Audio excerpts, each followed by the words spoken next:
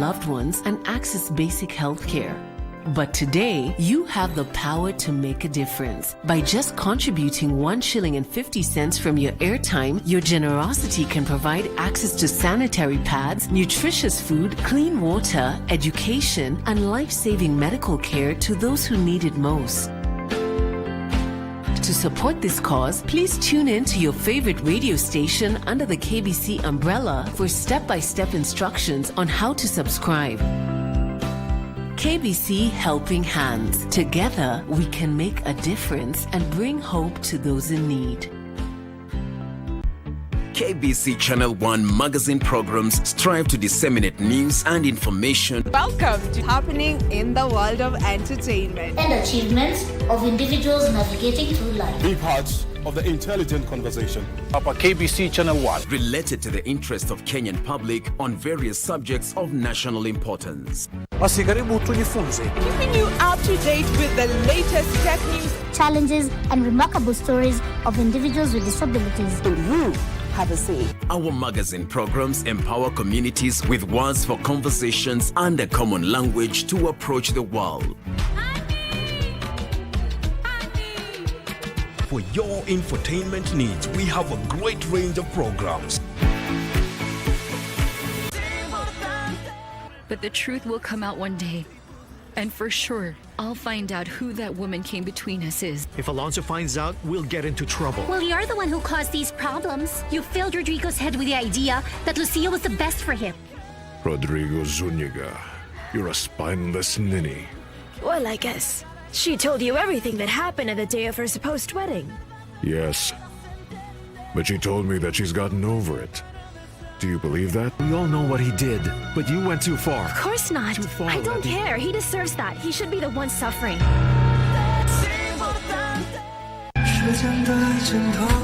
你知道汪淼？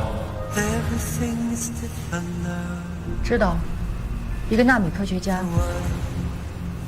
你觉得有可能吗？ Are the measurement correct? Yeah. No accuracy. Misfit of data. Please fax me the results. 到这里来，我将帮助你们获得这个世界。我的文明已无力解决自己的问题，需要你们的力量。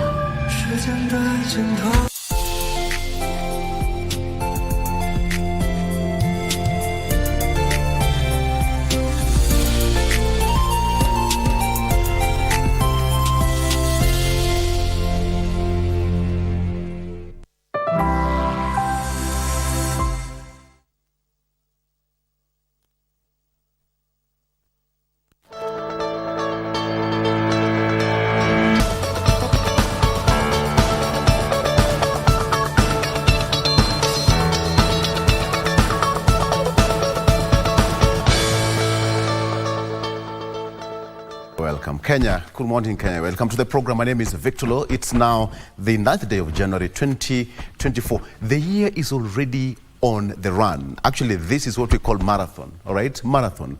At the background, you can see the results of the KCSE results, which were released yesterday by the Cabinet Secretary, that is Ezekiel Machogu, where here in studio we're discussing staggering around 700,000 students missed to get that university entry level. Now that means that the TVETs across the country are going to be motivated to have more students to be absorbed. You can imagine that around only 200,000 students will get to university, but the remaining 700 nevertheless will be absorbed somewhere else. All right, that is something that we'll be taking a look later on in the program.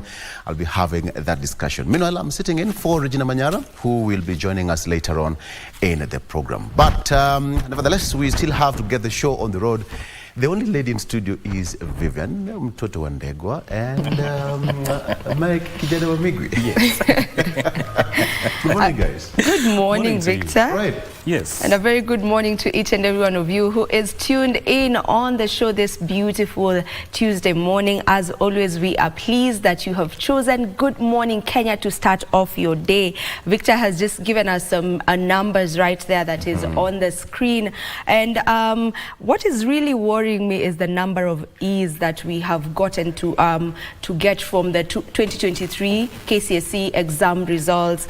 48,176 students got to attain grade E. That is such a huge number, and I want to speak to that student because I know that probably by now they're feeling like, you know, it is the end of the world, but it is not the end of the world. Do not let that one examination determine your entire life. You still have a whole future ahead of you, and you can still make it work for you. So do not lose hope, do not despair. You still have a chance at life. Yes. Good morning, Megwe. Good morning, Vivian. How are you doing? I'm doing very well. Yes, welcome. Speaking about KCSE exams, I'm seeing tabulation here on the 5th page of the Standard, where they have tabulated grades according to gender, and cumulative total here is indicating that there were 1,216 total number of students who attained a grade of straight A's. That means this is a direct entry into the university. And speaking of the 48,000 number that scored a grade E, that is probably the highest number of students who have who scored grade E since maybe independence. That's the highest number. That's the highest number in the history of Kenya. Yes. That's a huge number. It's a huge number, but still, it's not the end of the road. Yes. Yeah. Victor, I don't know. I don't know how you feel about this number and the way people sometimes young students who may feel like this is the end of the road. Absolutely not. Absolutely not. It's not. You know, all of us there's something called talent inborn, which were given to us by God, right? Yeah.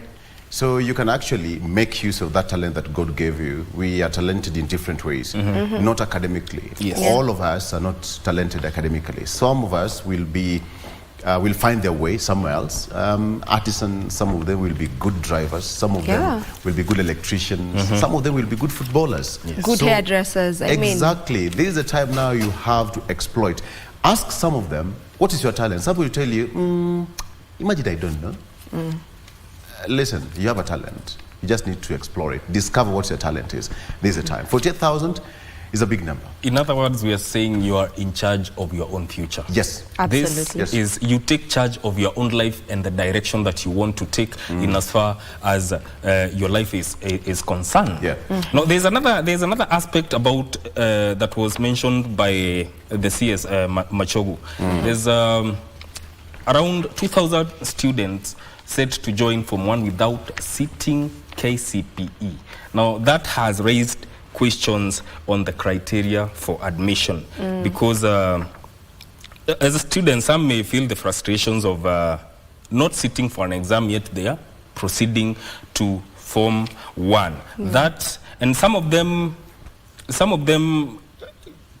for one reason or the other, they could not sit for the exam, and some of them were the teachers were unable to trace them because some had registered but didn't show up. Sit. Yeah, but still, Mashogu is creating that need space. to do an investigation. Yes. Yeah.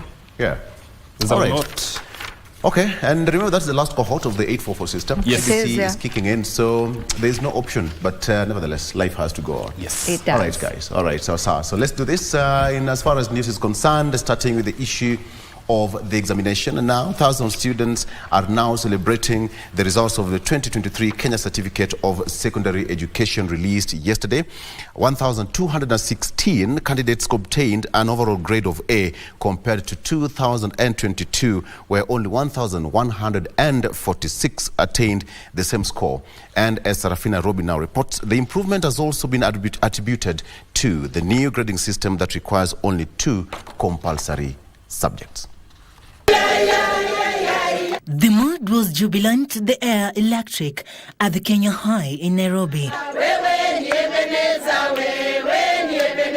Led by their principal Virginia Wahome, teachers with light feet moved to the tune of songs of praise as they celebrated excellent results. A, we have 36 girls, A minus 118, B plus 106, B 65, B minus 42, C plus 9, C we have 5 girls, 1 girl got C minus, and 1 girl got a D+. So in total we had 383 girls who sat the exam, and they gave us a mean score of 9.948, which is a D+. Michelle Bohr is one of the students at the Kenya High who is excited about her results. I got an A minus 79. Wow.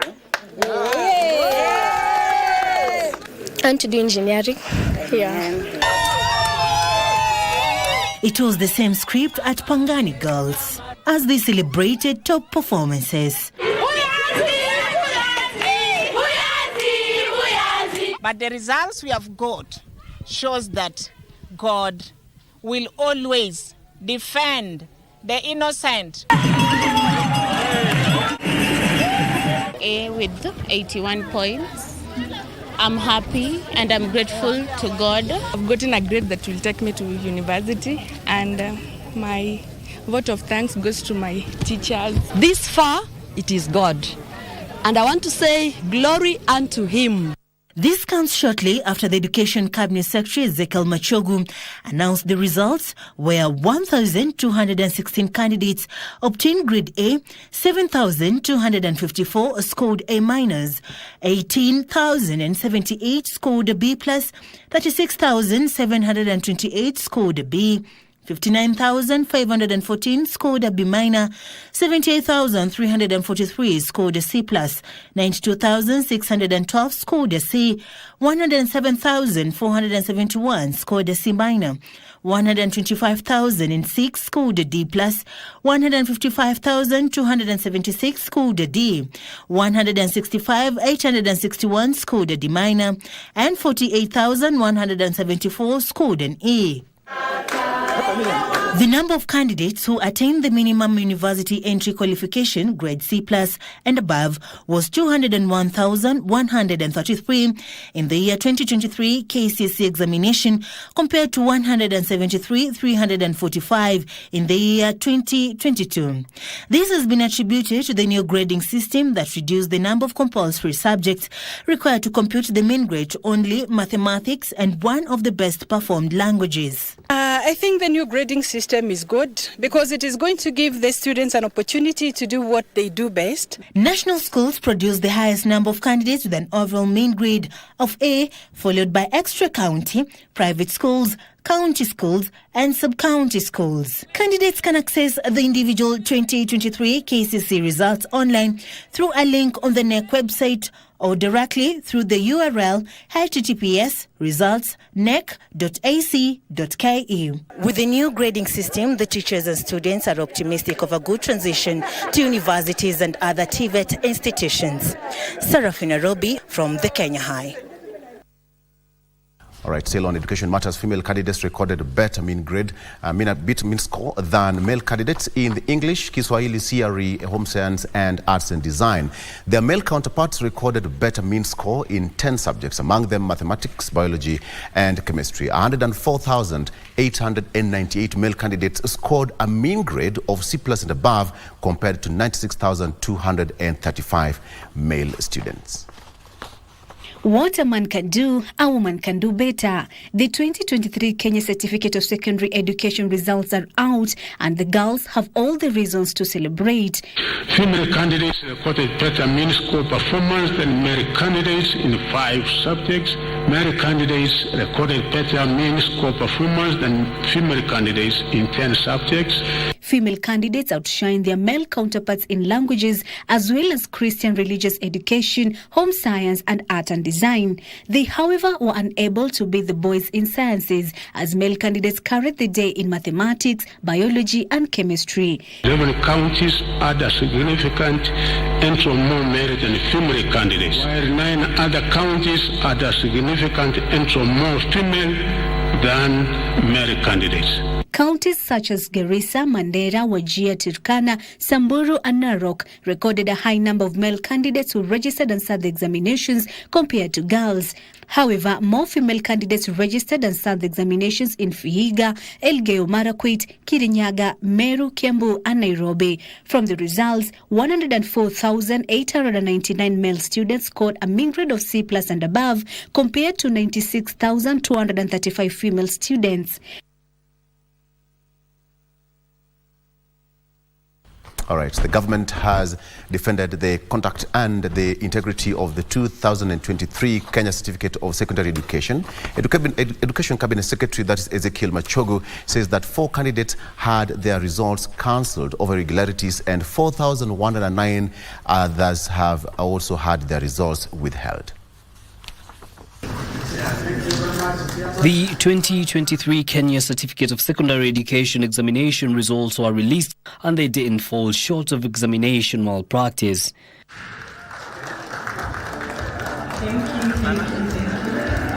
4,113 candidates have been reported to have been involved in examination irregularities. The Kenya National Examination Council has cancelled the results of 4 cases of impersonation.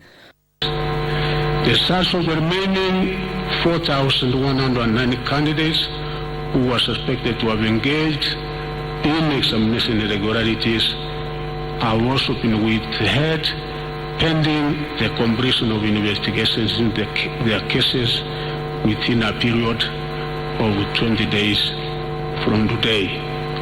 120 contracted professionals are reported to have been involved in aiding examination malpractices, who, according to the Cabinet Secretary, firm legal action will be taken against. It is unfortunate that a few contracted professionals are still insistent on ruining the future of our runners by subjecting them to examination malpractices. Firm disciplinary action will be taken against such teachers. The Council is empowered in laws provided in the Kenya National Examination Council Handling Examination Irregularities Rule of 2015, Legal Notice number 132 of 2015 Rule 8, to withhold the results of any candidate or examination centre suspected to have been involved in an examination irregularity or malpractice pending the completion of investigations. An appeals tribunal has been set up to hear disputes arising from the results that were released on Monday. All right, still education matters. Teachers in Mombasa County have now lauded the new grading system used in the 2023 KCSE, saying that it has lifted the performance of students. Our Coast Region reporter Junai Karisa caught up with some of the best performing students in Mombasa and has now filed the following report. At the Sheikh Khalifa bin Zayed Secondary School, minutes after the announcement of the 2023 KCSE results, jubilation as they welcomed the results.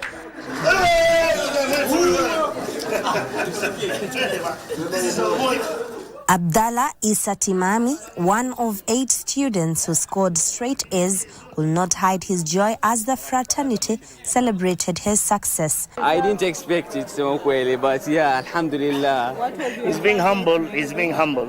I've been very good in my sciences and mathematics. Languages was a really tough challenge for me, but thank God. Abdallah attributed his success to discipline, passion, and most importantly, extracurricular activities. His dream to follow his father's footsteps is not far-fetched. Most likely law.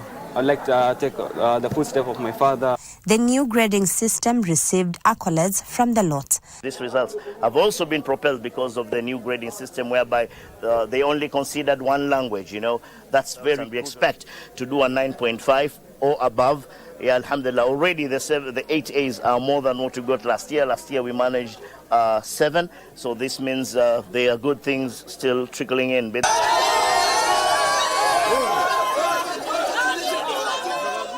At the Light Academy School, the mood was similar. Nuru Said Abubakar and Muhammad Ahmed were this year's top scorers. Tarajia, manake pia KCPE niliweza kupita. Nilipata alama za 412. Nilitarajia kupata hiyo grade, especially because kama primary pia nilitop, nilipata 408 marks from MSha. There's the tale of defying odds. The two also want to follow in their father's footsteps. I want to become an architect.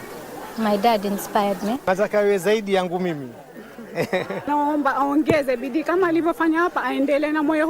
was inspired by my dad, who unfortunately couldn't be able to become a doctor, become an engineer, but through me, I'll be able to achieve his dream. Hata kama mtoto wako hajakuwa top, hajapata A, hajapata B, lakini pia mcelebrate kwa sababu mtoto wa sasa akimanage kufika form 4 ujue amepitia changamoto nyingi sana. The school now boasts of a brilliant min score. We had 20 A minuses, 33 B plus, 10 B plain, and then 1 B minus. So I'm really grateful for our team. Juni Karisambele from Mombasa County. All right, still education matters. A total of 201,133 candidates, accounting for 22.27% of those who sat the KCSE, scored a mean grade of C+ and above, which is the minimum university entry qualification in the just released 2023 Kenya Certificate of Secondary Education examination results. This is an improvement compared to 2022, during which 173,345 candidates attained the same grade. While announcing the results at Moi Girls Eldoret, the Cabinet Secretary, that is Ezekiel Machogu, attributed the improvement to a change in policy. The 2023 KCSE examination results have seen an improvement in the number of candidates who qualify for the university direct entry, with the number of candidates attaining a mean grade of C+ and above increasing to 201,133 from 173,345 in 2022. According to the Kenya University and Colleges Central Placement Service, public universities in the country and its constituent universities have a capacity totaling to 194,000. CS Mashogu said those who will not get the chance to join the universities will be accommodated in technical and vocational training institutions. The candidates who are the second lot to be admitted to institutions of higher learning under the new funding model will be grouped into 4 categories of vulnerable, extremely needy, and less needy, where they'll be required to share the cost of tuition fees with the government. The reviewed formula, all students listed in the 4 bands will get a boom of between 40,000 shillings to 60,000 Kenyan shillings. At the same time, pay between 5% and 40% of the fees, depending on the student's needs. Further, Mashogu said that 1,216 students managed to score an A grade, with the majority emanating from national schools. However, 20 candidates from the said national schools scored a mean grade of D-, which automatically disqualifies them from the direct university entry. About 20 of the candidates had a mean of a D- from national schools. So it is not always the case that anybody and everybody who goes to a national school will be able to make it to a university. The CS did not fall short of expressing his disappointment that despite the ministry using a more flexible method of computing final results, a total of 48,174 candidates still scored a mean grade of E. All right, away from education matters, now President William Ruto has challenged the judiciary to be patriotic and support government initiatives geared at improving the lives of Kenyans. The president called for collaboration between the 3 arms of government in driving the development.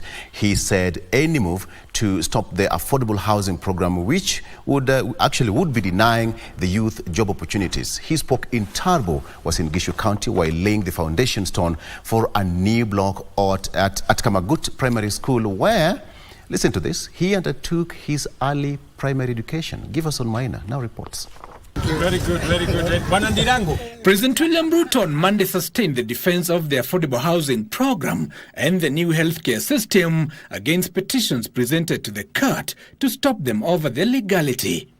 I will do whatever is possible to make sure that we achieve the delayed transformation of Kenya. It is a moment in history that we must make that decision, break away from our past and move into the future. The president, while laying a foundation stone at Kamagut Primary School in Tarbo, Singishu County, said it would be an act of sabotage to stop the affordable housing agenda that is aimed at creating jobs for the youth. In the last 1 year, tumeajiri watu 1,120 kwa housing program. Alafu kuna mtu anasema tusimamishe hawa watu 1,120 wafanye kazi wapi?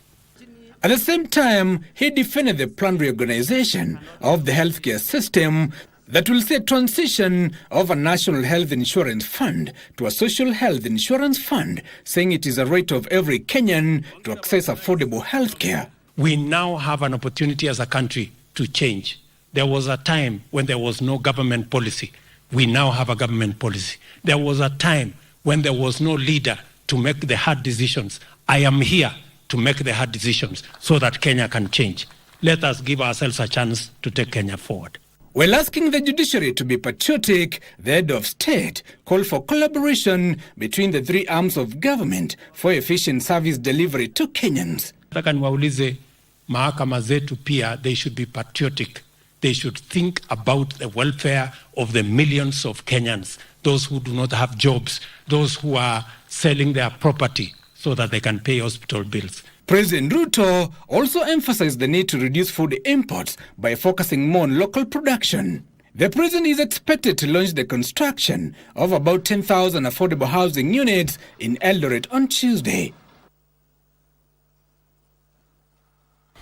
All right, 3 suspects connected to the murder of Meru blogger Daniel Mathiani, alias Sniper, will be detained for 21 more days. Kibra Senior Principal Magistrate, that is William Lopokoit, granted orders fired by the Directorate of Criminal Investigations. This as Kiambu Court says that it will give directions on Friday on the consolidation of the 6 other suspects who are accomplices in the blogger's murder. Details in the Scales of Justice segment.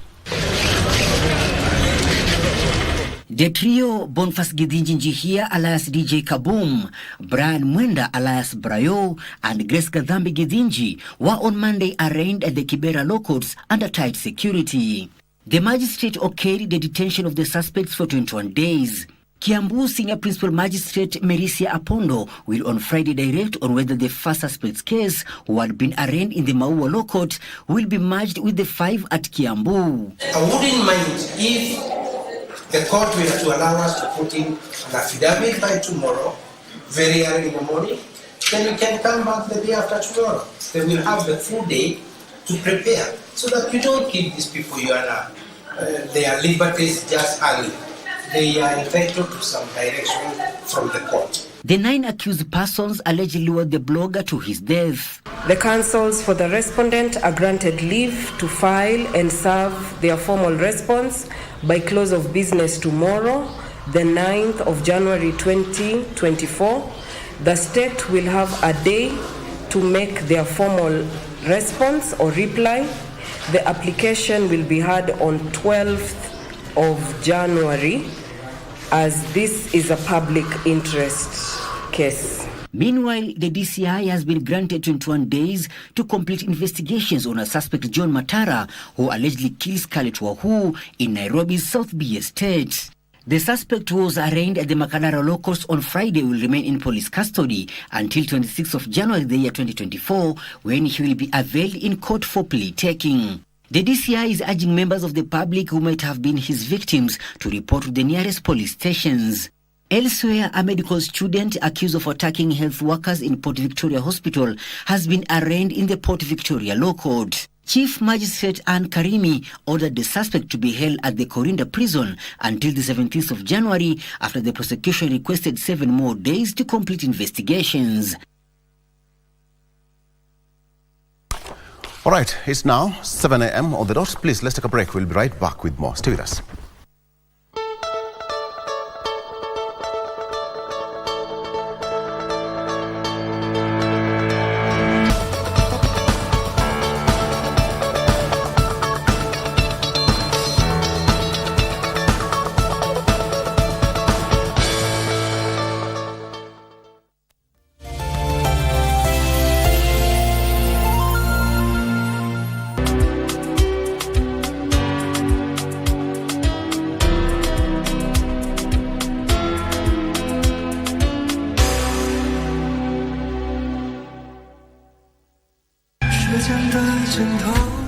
知道汪淼？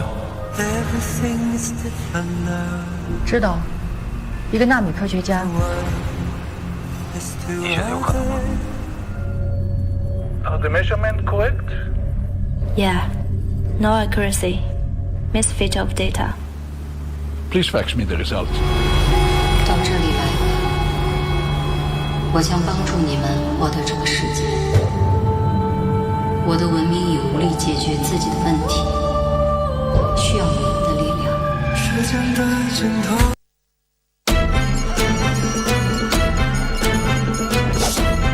Get ready for the captivating return of the FKF Premier League, exclusively on KBC. Brace yourself for the thrill of football as 18 teams battle it out for glory. Every week, KBC brings you not one, but two heart-pounding matches, delivering the best football action right to your living room. The stakes are higher than ever. The league champion takes home a handsome prize of 5 million shillings and also earns the honor of representing Kenya in the prestigious CAF Champions League. Feel the adrenaline, experience the suspense, and join the roar of the crowd as we celebrate the return of Kenya's football legacy. The FKF Premier League, live and exclusive on KBC Channel 1 and KBC radio stations. Save the date, mark your calendars, and get ready for the ultimate football spectacle. Coming to you live only on KBC. KBC, your true sports partner.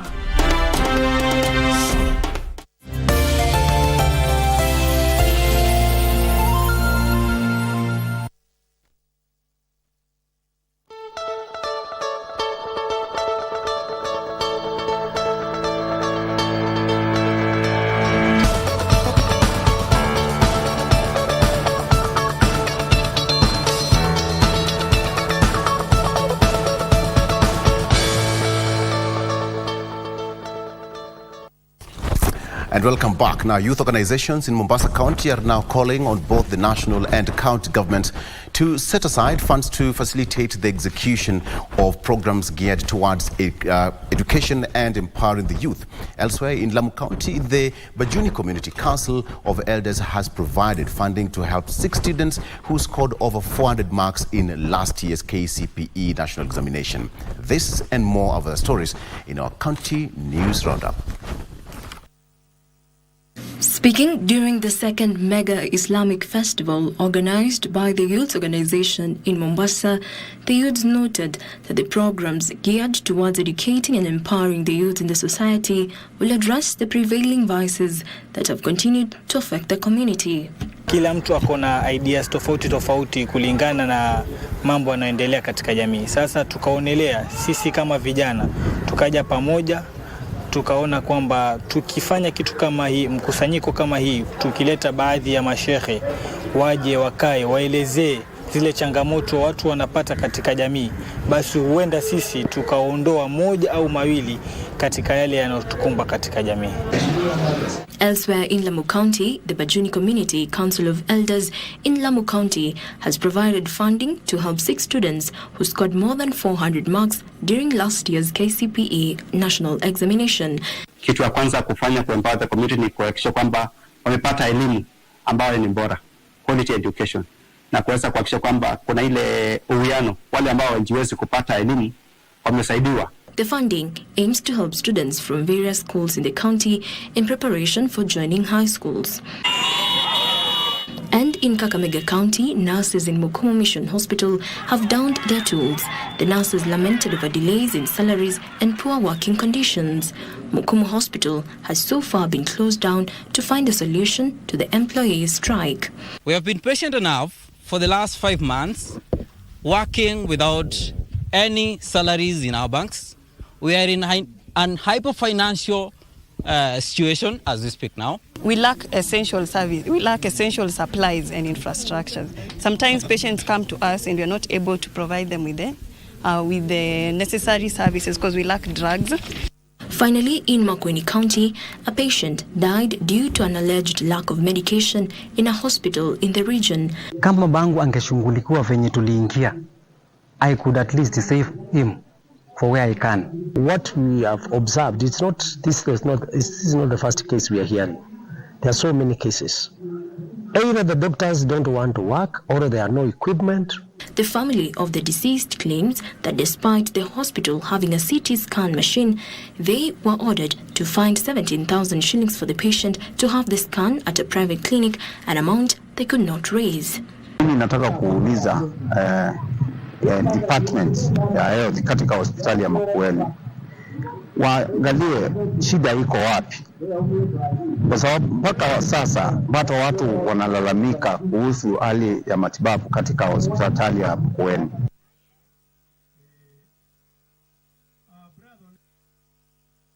Right. Now, investors are seeking to partner with the government in tapping the 300 trillion shillings African-American tourism market by enticing the African-American population back to their ancestry to invest in various sectors in the country. Travers Culture has launched the initiative dubbed Call to Action that plans to reclaim and reconnect African Americans with their African cultural heritage through cultural immersions and adoption. To the United States official statistics, the black community in the U.S. has a population of more than 40 million people, representing about 13% of the total U.S. population of 333 million people. Now, Kenya has begun tailoring specific initiatives that will tap the community in growing the economy. We project it to be a $30 million project, as well as give opportunities for local Kenyans to be employed, also live side by side so that we can connect with the information that we're bringing to the table. But what it does for us is create ownership. The opportunities for manufacturing will bring a lot of jobs, and it will make a lot of business sense for me to move my company here as an extension. And that translates into business as well, right? Because that gives us the trust that we could do business securely here, and that will bring more Americans here.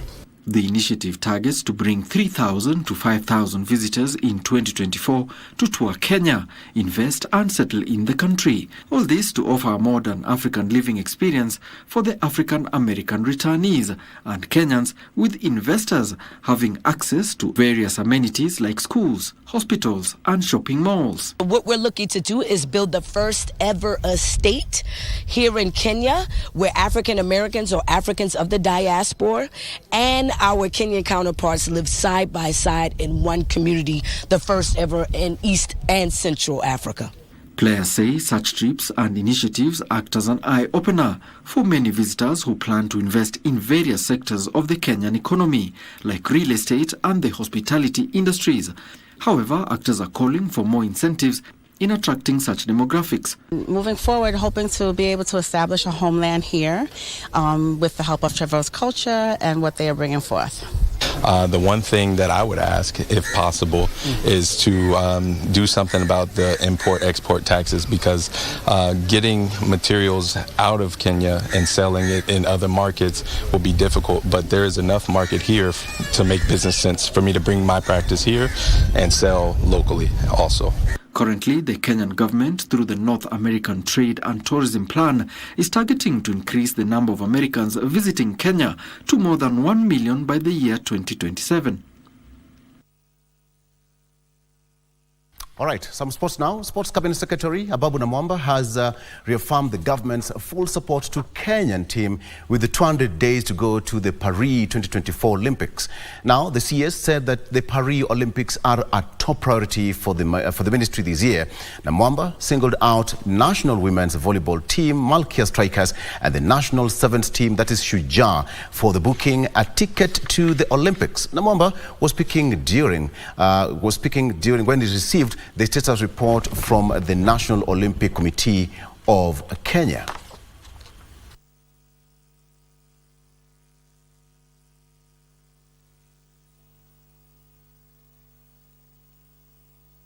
As a ministry and as government, to offer full support, and indeed we have offered full support.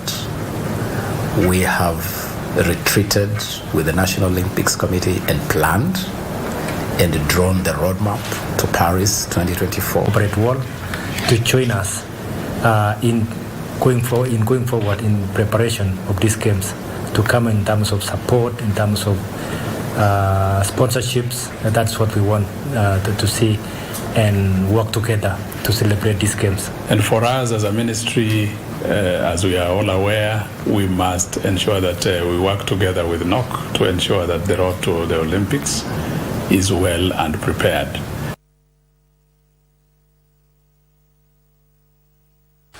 All right, the Atlas Lions of Morocco and Guinea-Bissau became the first teams to arrive ahead of the 34th edition of the CAF Africa Cup of Nations in Cote d'Ivoire.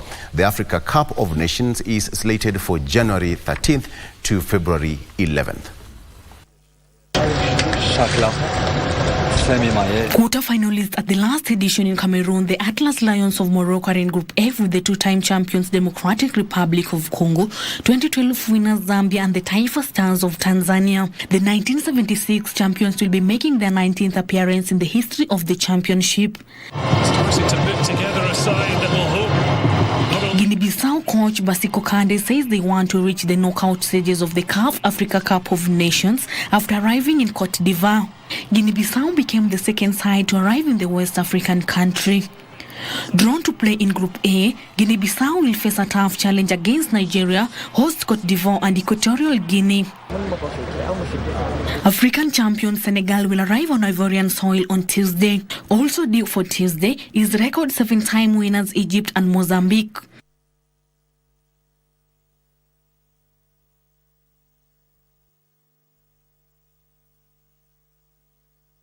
All right, that does it for now. Thank you so much for joining us. My name is Victor Olo.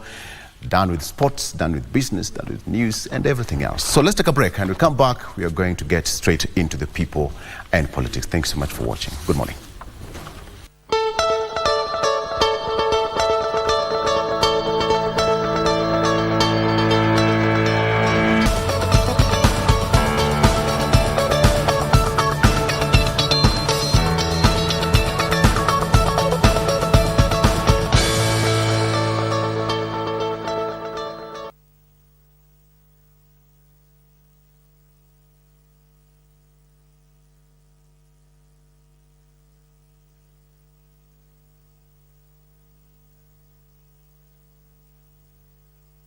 Before you leave your house, starting with the CBD, that is the capital city, Nairobi. It's not so good news today, I must confess. Not so good news today.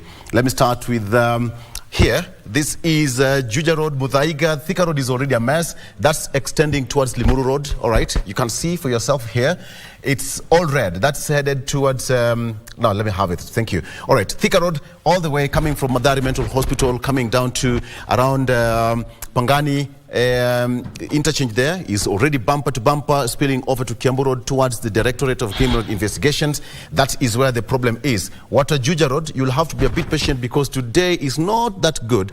From around Kiboro Primary School, headed towards Moi Air Base. Now, that is a mess already. That is Juja Road. What about Uhuru Highway? This is this is Kenyatta Avenue and mostly part of the CBD. If you can see, this is where we are. Around this place, this is Kenyatta Avenue, Haile Selassie, generally.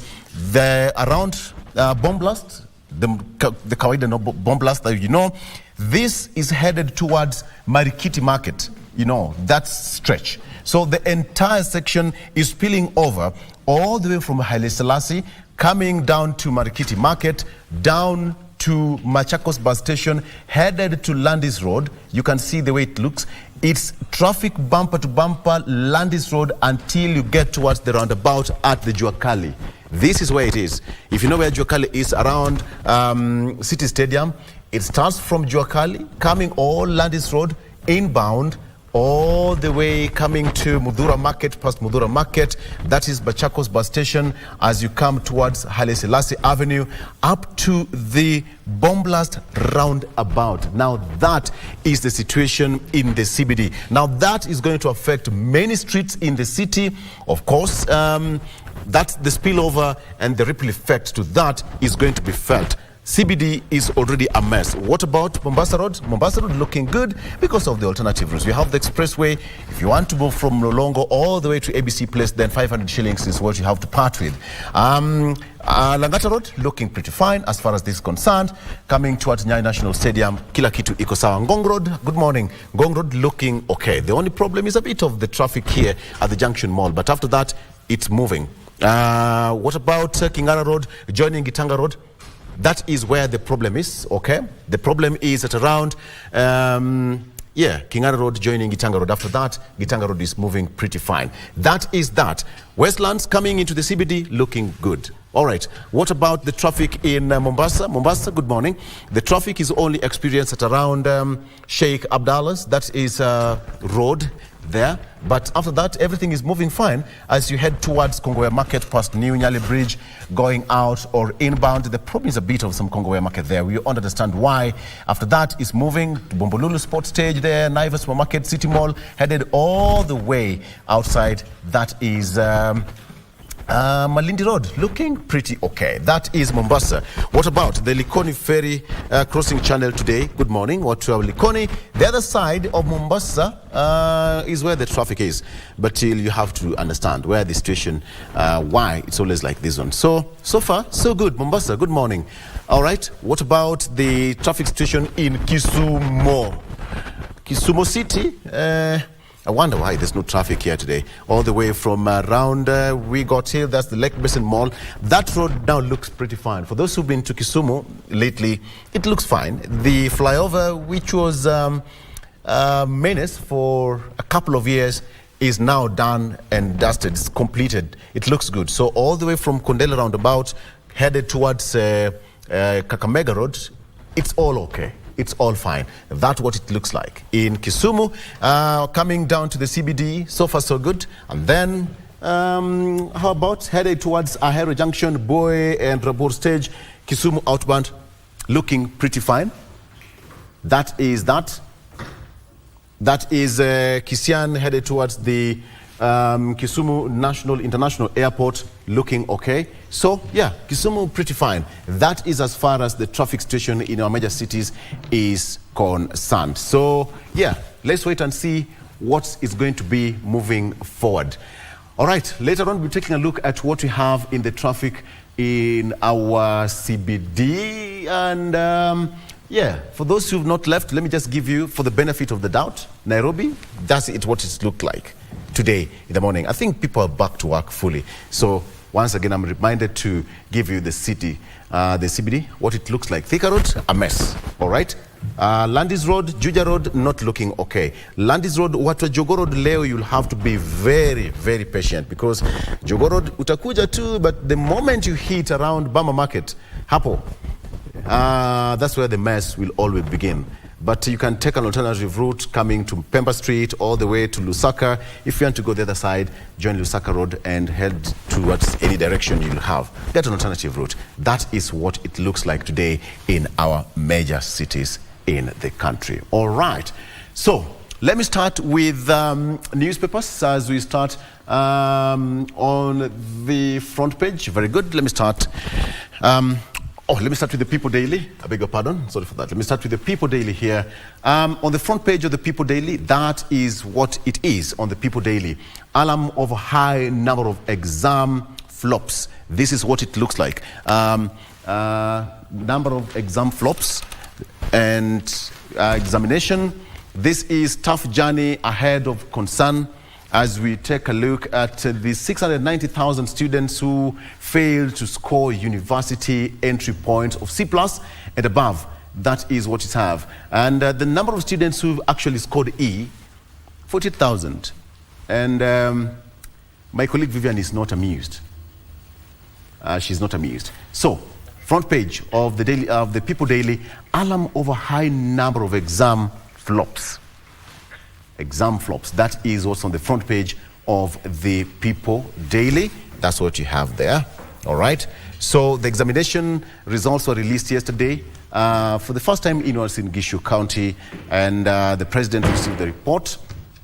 And the number of students who actually, we have here on the front page of the People Daily, you'll have an overall grade summary for the 2023 examination. That is what it's here. And still here, Maseno School tops Nyanza, old luminaries. This is what it is today. And also pictures of the students who performed better or performed well in the last year's KCSE. Thousands stare at bleak future over low grade. CS Machogu was particularly concerned over the high number of grade E obtained in last year's examination, which was, they said had the gender parity, 50%, 49%, plus or minus, give it there.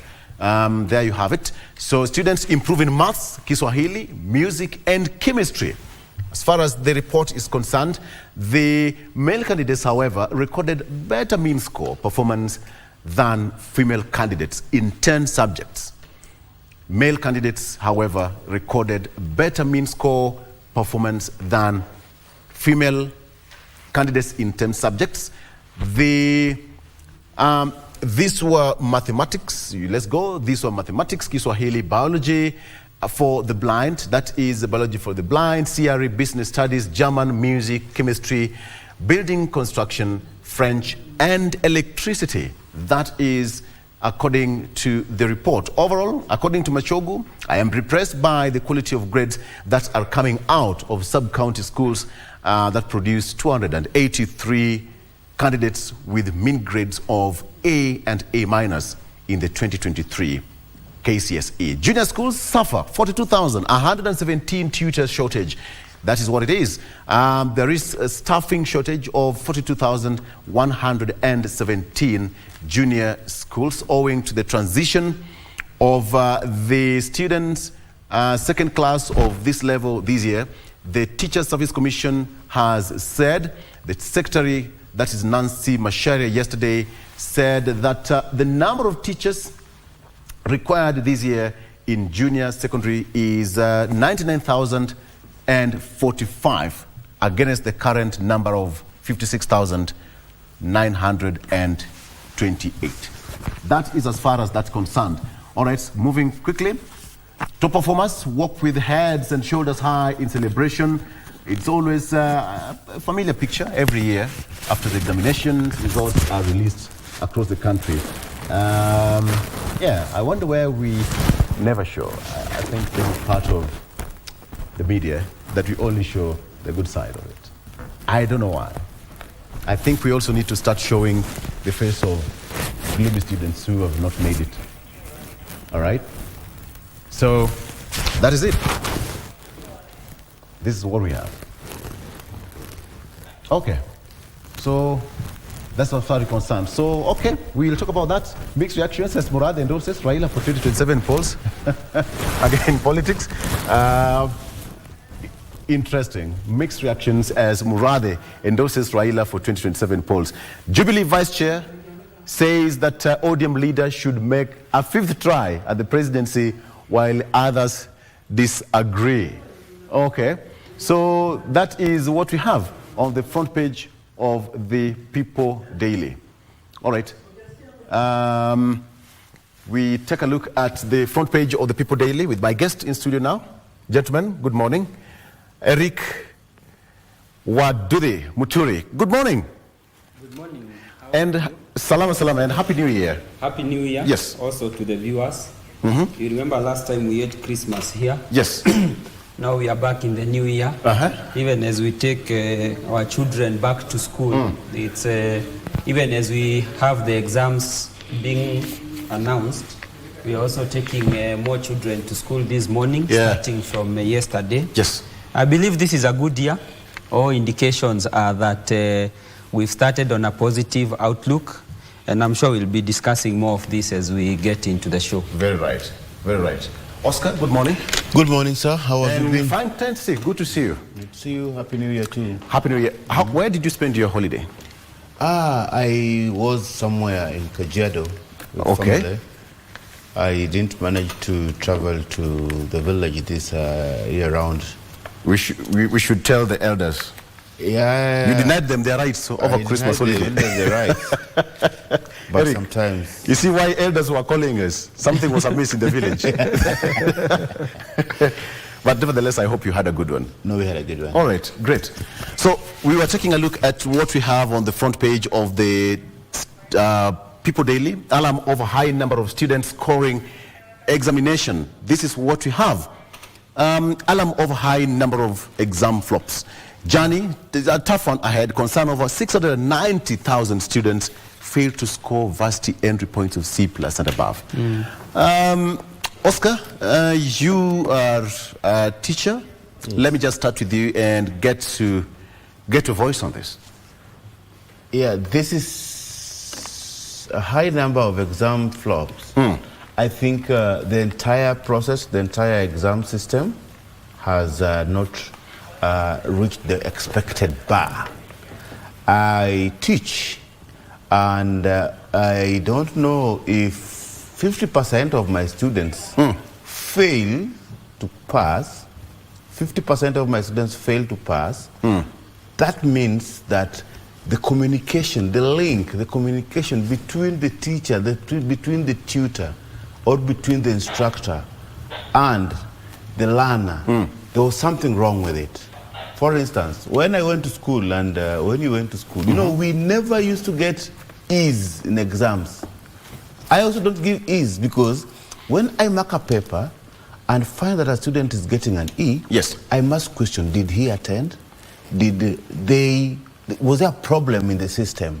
Because if you get an E, that means that you might have not attended all the classes. And according to, for example, the university rules, you are to examine a student who has not attended at least third percent of the lessons. They're not supposed to be examined. They should be examined after the next time the exams is being offered. But now for 50% to flop, like whatever happened here, the lowest mark when I did my Form 4, the lowest mark was a D- or a D plane. That was below bar. But 40,000 or 50, almost 50,000 is, there must be something in terms of how... Actually, the correct figure is 48,174. 48,174 is. And remember, Victor, when you went to school, E was not a mark that people used to get. People used to get D-. And again, even in the other tertiary levels, they admit, the tertiary levels that admit, for example, if you go to Village Polytechnic, they will admit a D-. And they will admit a D plane. But they don't admit an E. An E is something that should be investigated. We need to know what really happened, because for you to get an E, you remember, even when you mark a paper and the fact that a student has written just a name, you need to give them 0-1. You need to give them a mark. Actually, that is what we call an E. That means these 50,000 students either never attended the classes or never attempted. Or just wrote their names. Or just wrote their names. Centers. Get me right? Yes. And for a student just to write his name, there must be a problem that happened in the process. It cannot just go like that. So E is not a mark that I personally, as a lecturer, I don't give it. Because I have to question, was this student part and parcel of us? Can we go back to class registration where people register when they come to class every day and check if he actually attended? Because E is only somebody who has wrote their names. But if they attempted the questions, like for example, a mathematics paper, you know, if you give you 12 marks, the marks just give you because of writing the formula. Yes. Just get 0 because there are 8 marks. If you write the formula, you get a 1 mark. If you get the answer, you know, for attempting, you get some. But now for you to get an E, that means that it was just below par. So this one needs to be really investigated, because even people who get E's, actually they're discouraged, because you know what sometimes education does? Education raises people's expectation, right? You're far much lower than somebody who left at class 8. Yes. Because their expectations were not raised, and they have their skills, and they're able to continue doing what they're doing with it, be it joining the Juakali sector, be it going for the Village Polytechnic to study plumbing, to study some of the technical courses, you know. But if you bring this person to Form 4, then you award them an E, that person's life is shattered. Because education is the key to success, they say. You get me right? But so with an E, is it? If it's education is I mean, key to success then for the 48,000. So does it mean that they're not successful in life? I mean, when you bring them to Form 4 and give them an E, you actually shatter their lives. It is better if, I don't know if to blame it on the 100% transition. Because if you bring them and waste their 4 years, then give them an E after 4 years, you should have left them or diverted and let them do some other things, which will have made their lives more meaningful after class 8. Let's take a break. Did you store anything, an E, in anything? I never. I don't even give that mark. It never exists in our system. Did you score any E anywhere? Not that I can recall. Not even in Sunday school. Okay. Let's take a break. We'll be right back with more. Oscar and Eric with me in studio. Stay with us.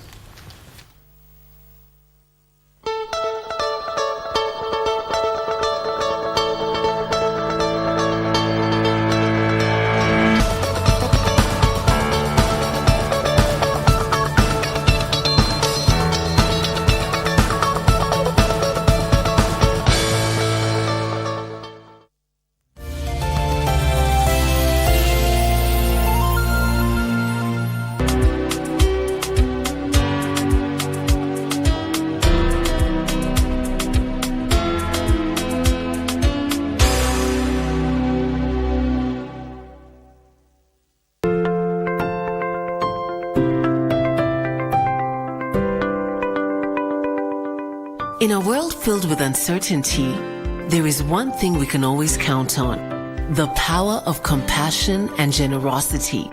Every day, families in Kenya face unimaginable challenges and hardships. They struggle to put food on the table, provide shelter for their loved ones, and access basic health care. But today, you have the power to make a difference. By just contributing 1 shilling and 50 cents from your airtime, your generosity can provide access to sanitary pads, nutritious food, clean water, education, and life-saving medical care to those who need it most.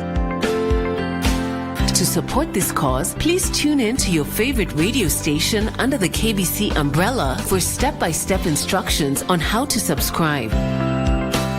KBC Helping Hands. Together, we can make a difference and bring hope to those in need. 你知道汪淼？知道，一个纳米科学家。你觉得有可能吗？ Are the measurements correct? Yeah. No accuracy. Misfit of data. Please fax me the results. 到这里来，我将帮助你们获得这个世界。我的文明已无力解决自己的问题，需要你们的力量。 But the truth will come out one day. And for sure, I'll find out who that woman came between us is. If Alonso finds out, we'll get into trouble. Well, you're the one who caused these problems. You filled Rodrigo's head with the idea that Lucia was the best for him. Rodrigo Zuniga, you're a spineless ninny. Well, I guess she told you everything that happened at the day of her supposed wedding. Yes, but she told me that she's gotten over it. Do you believe that? We all know what he did, but you went too far. Of course not. Too far, I don't Letty. care. He deserves that. He should be the one suffering.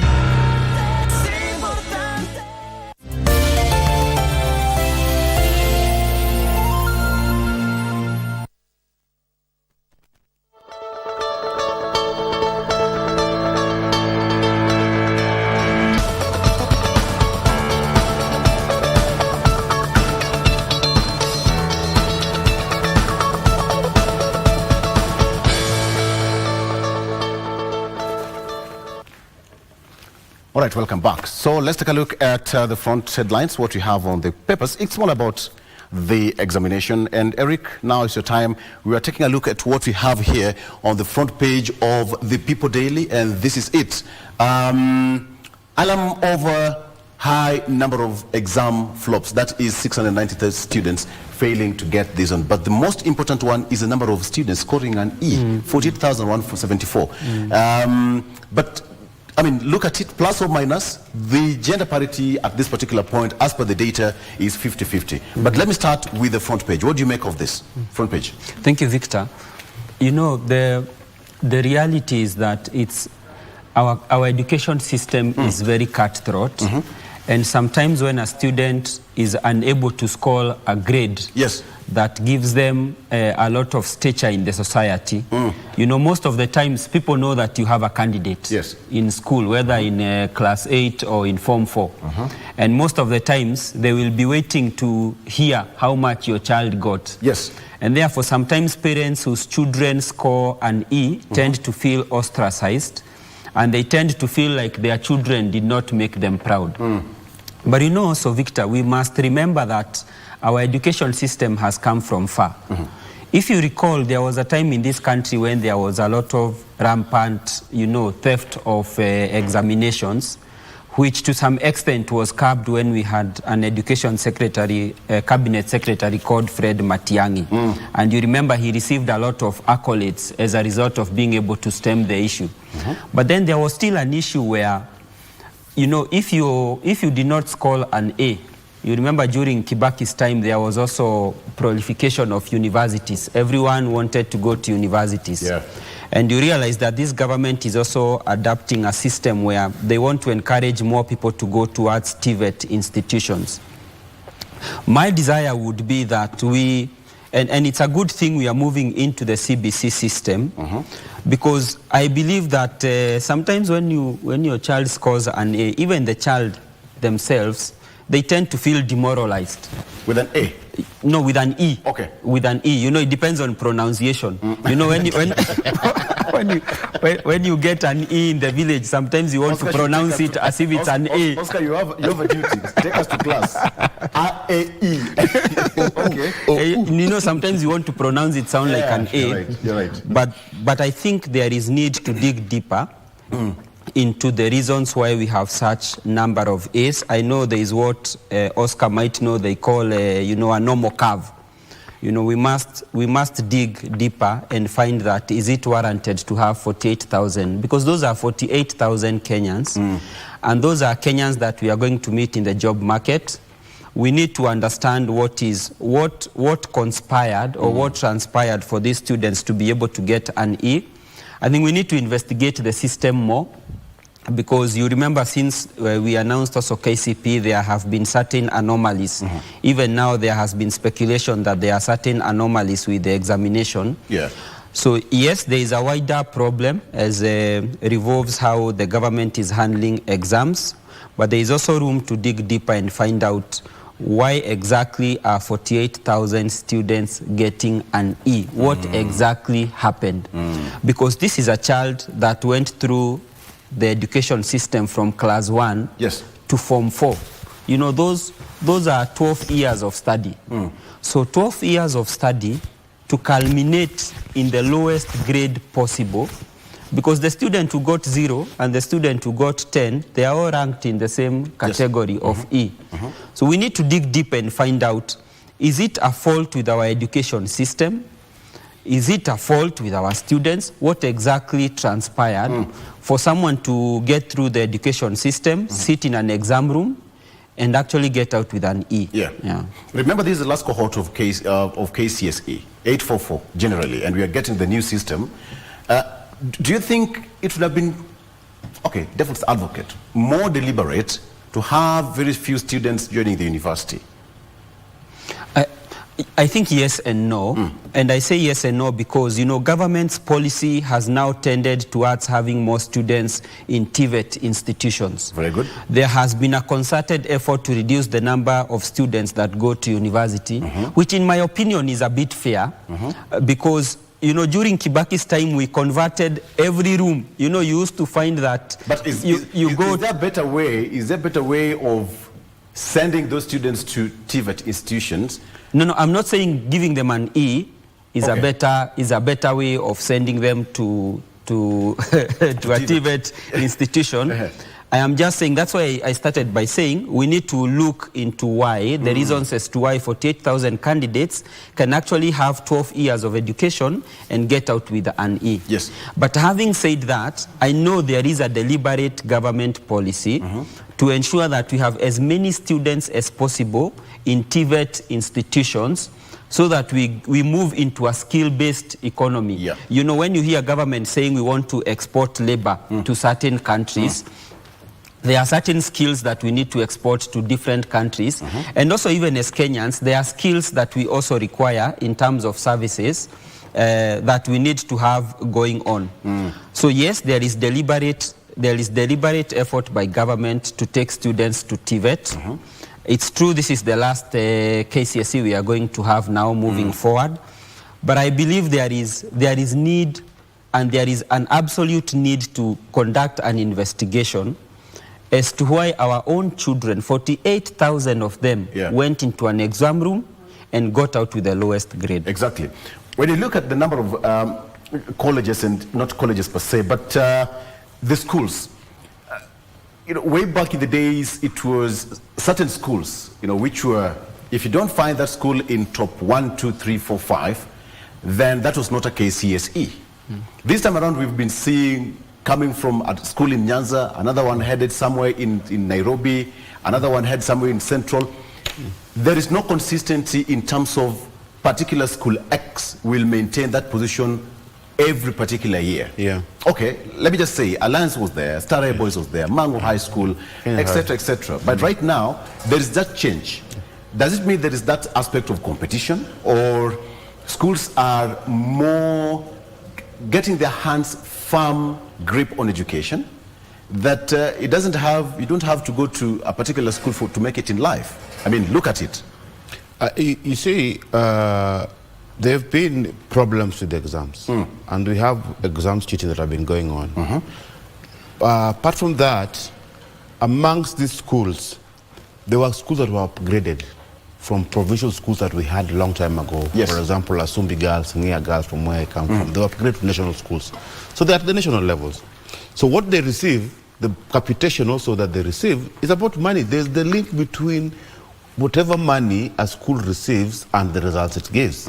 Secondly, there's something we call students' entry behavior. The entry behavior of students. For example, county schools, they only admit people who are above 250. Extra county schools admit people who are above, I think, 300. And then extra county is 370. 350, I think so. Then national schools, they can only admit people who are above 370. So you see, people who have 400 marks, they are selected to go to these particular schools. So when it is done across board, and these are national schools that were there.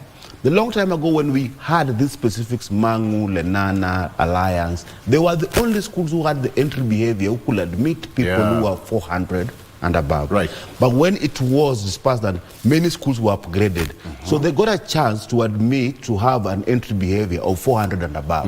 So if you get 400, you will be called to Asumbi. If you get 400, you will be called to Karuga in Embu. You get 400, you will be called to Alliance. So the entry behavior is the same.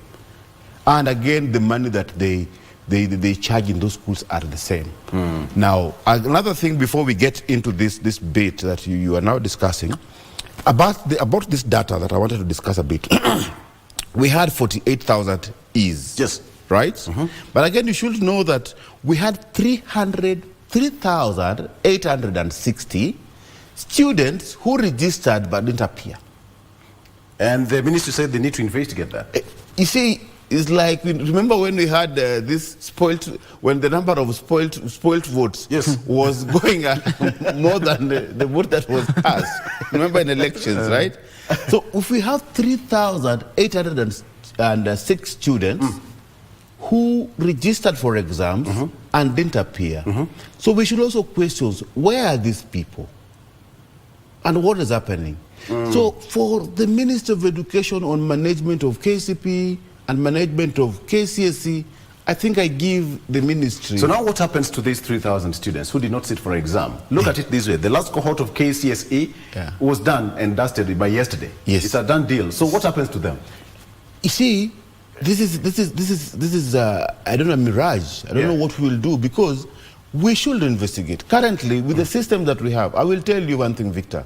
If you take a bus, or if you're flying, he will say, passenger Victor so-and-so, please get into the plane will be leaving in the next 20 years. You get me right?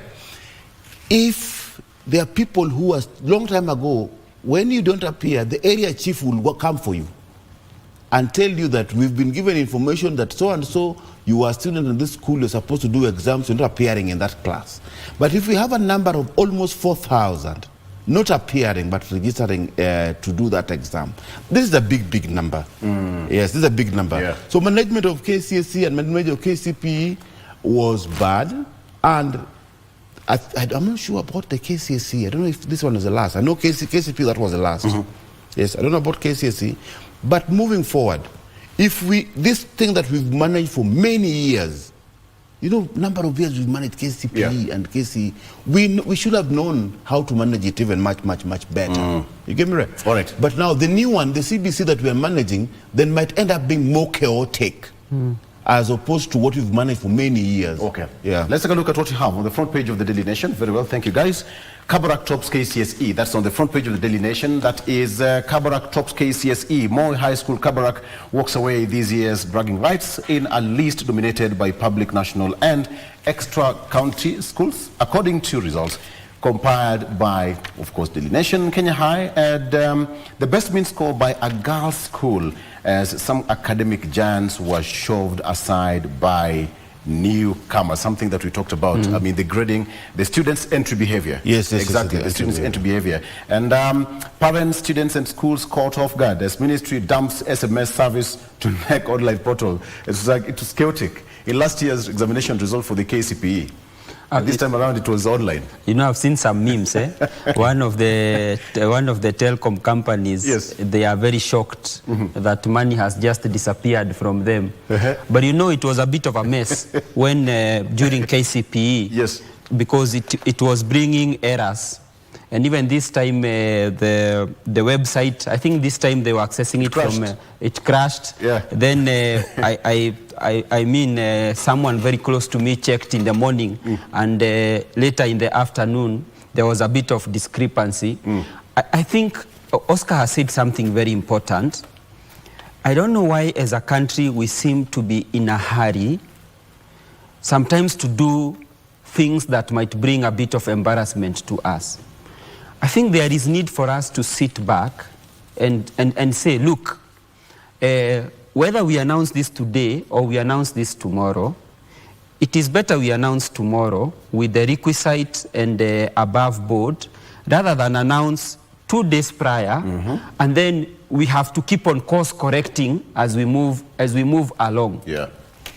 You see, I don't sometimes understand why we have technical challenges, and yet we have telcos that coordinate our data on a day-to-day level for the entire country every day of the week for a full year, and yet for the most important days of any student's life, when we are really banking on you to deliver for us, the system fails. I don't know whether it is that we don't plan ahead in terms of the technical aspect that we have. So I think there are a lot of things in the education system. We need to sit back now and do a post-mortem analysis and say, because CBC system is coming, how do we manage examinations and results moving forward? Because this is the 21st century. There are things in this country that as a Kenyan you might never understand. One is how technology always seems to fail us during elections. So we have, prior to elections, we have to haggle between manual and electric, which one we will do. And then when it comes to examination, also results, we still have technical problems in terms of technology. Those 2 areas as a country, I don't know whether it is sabotage or whatever it is, but I think those are 2 areas that we need to figure out exactly what transpires and exactly what happens with a view to improve how we handle such issues. But again, over this technological failure, Brother Eric, does it fail? There's a question. That's what I'm asking. Is it? Because I don't get it how. Like elections, when the system collapses, or when the system collapsed over KCP and KCSE results are releasing, to me, in my analysis, I don't think it fails. Yeah. I think it is sabotage. And again, when a CS and a new government comes into place, and people are dishing out tenders, I think for the first time the KCPE were not printed in London. Normally they are printed by a printer who is based out of the country. This time it was printed somewhere around Mombasa Road, they say. You get me right? And managing this thing for the first time could have been a problem. But I don't think if something, for example, USSD, because we use USSD every time. If I want to check on, it's the easiest thing that you use in any If it doesn't phone. work, then we go back to the old manual way. The district education officers were being sent to Nairobi Examination House, Mitiani House, pick the batches and distribute in your local schools. But now, Victor, you're becoming another chairman of IBC who say, can the ROs in all constituencies walk into Bomas and bring, Victor, we can do these things virtually. Now even meetings are done virtually. Yes. You get me right? We don't have to go to Mandera to do a meeting there. We can do it online and can do it using technology. Okay. We must find the saboteurs and deal with them ruthlessly. Yes. Top schools nationally. And this is what we talked about. Number 1 is Kabarak High School, mean of 10. Number 2 is Mudas Academy in Vihiga, Kapsabet Boys High School, Light Academy, Kenya High School, Chemelil Sugar Academy, Kisima Mix Secondary School, Kiage Tumaini Boys High School, Maranda High School, St. Bridget's Girls, Kiminini, Leluak Boys. This is as far as Moi Girls. Moi High School in Kabarak walks away with these years bragging rights. And that's on the front page of the Daily Nation. Standard says that Kabarak leads in number of A's, Alliance second. Again, Kabarak, Standard, the Daily Nation. And we have it. This year's KCSE results were different in many aspects. Final grade was arrived at using new grading system. Learners improved in maths and number of underage went up by more than 4,000. So does it mean that the new grading system is now brought what we're talking about here? The number of grading system, okay, perhaps for the sake benefit of the viewers, this one, the statistics as illustrated on the People Daily, the number of E's, D's, D minuses, and C++, the number of A's, female and male. This time around, the the figure is almost at par, percentage, the gender parity. The government says that at some point, this time around it was okay, 50-49. So the grading system, could it be the result why we are getting this number? I completely don't think so, because if the grading system is the new grading system, what they're saying, they have many subjects, but they choose the best. Yes. Yes. When they choose the best for you still, you are at an advantage position. Okay. That is why we don't need an Oscar, ease. Yes. The boy child is not doing very well. If you look at the number of boys who got A's, 28,000. Yeah. 214. E's, you mean? E's.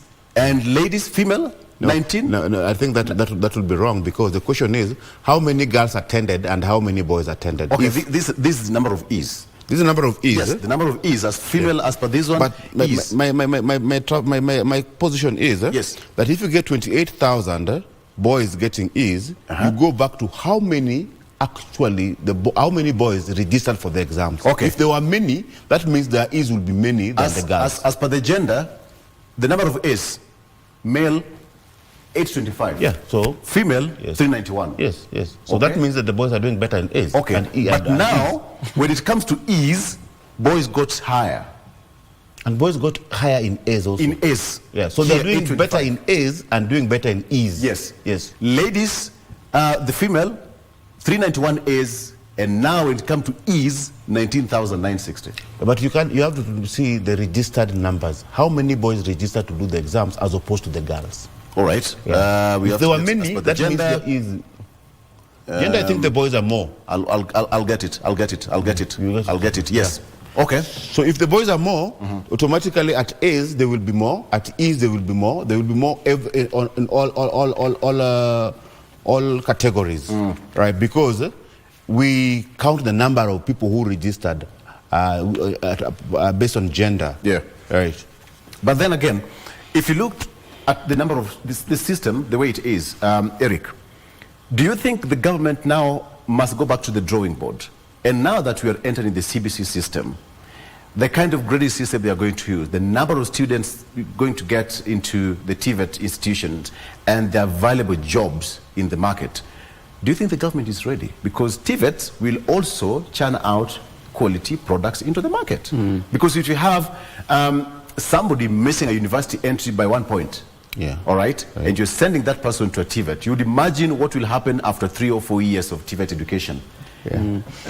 Looking ahead. There are two institutions that are critical for us to understand how our economy, or rather to be able to portray how the future will look like. One of them is Kenya National Bureau of Statistics, and we also have an institution, I think it's called National Employment Authority, something like that.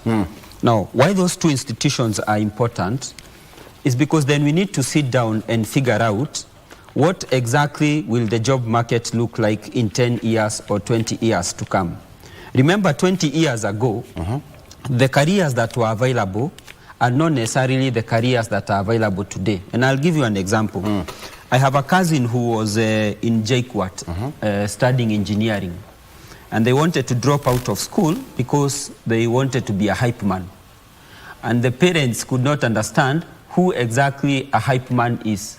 What is it? Now, I also don't know. Maybe I'm too old.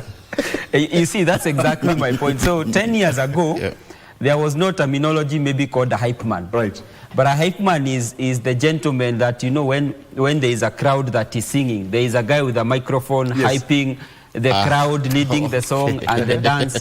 And you know, it's a career in itself today as we speak, okay? And therefore, we must sit down that's just as a way of example. We must sit down and ask ourselves, what potentially could the job market look like in 20 years? Now, that is the work of the National Employment Authority. Then they need to share that outlook with, say, you know, the education sector that we are having, and say, even under the CBC system, as we keep on redeveloping our curriculum, we need to redevelop our curriculum towards this potential end. So that way, there is proper planning, and we don't always have to keep on quoting unemployment numbers that never seem to go down. Because if you recall, when the government is giving us statistics, mostly the jobs they will quote jobs having been created in the informal sector. Now, the challenge with those statistics is that it becomes very difficult to identify which sectors, the informal sectors, were these, and whether that data is accurate or not accurate.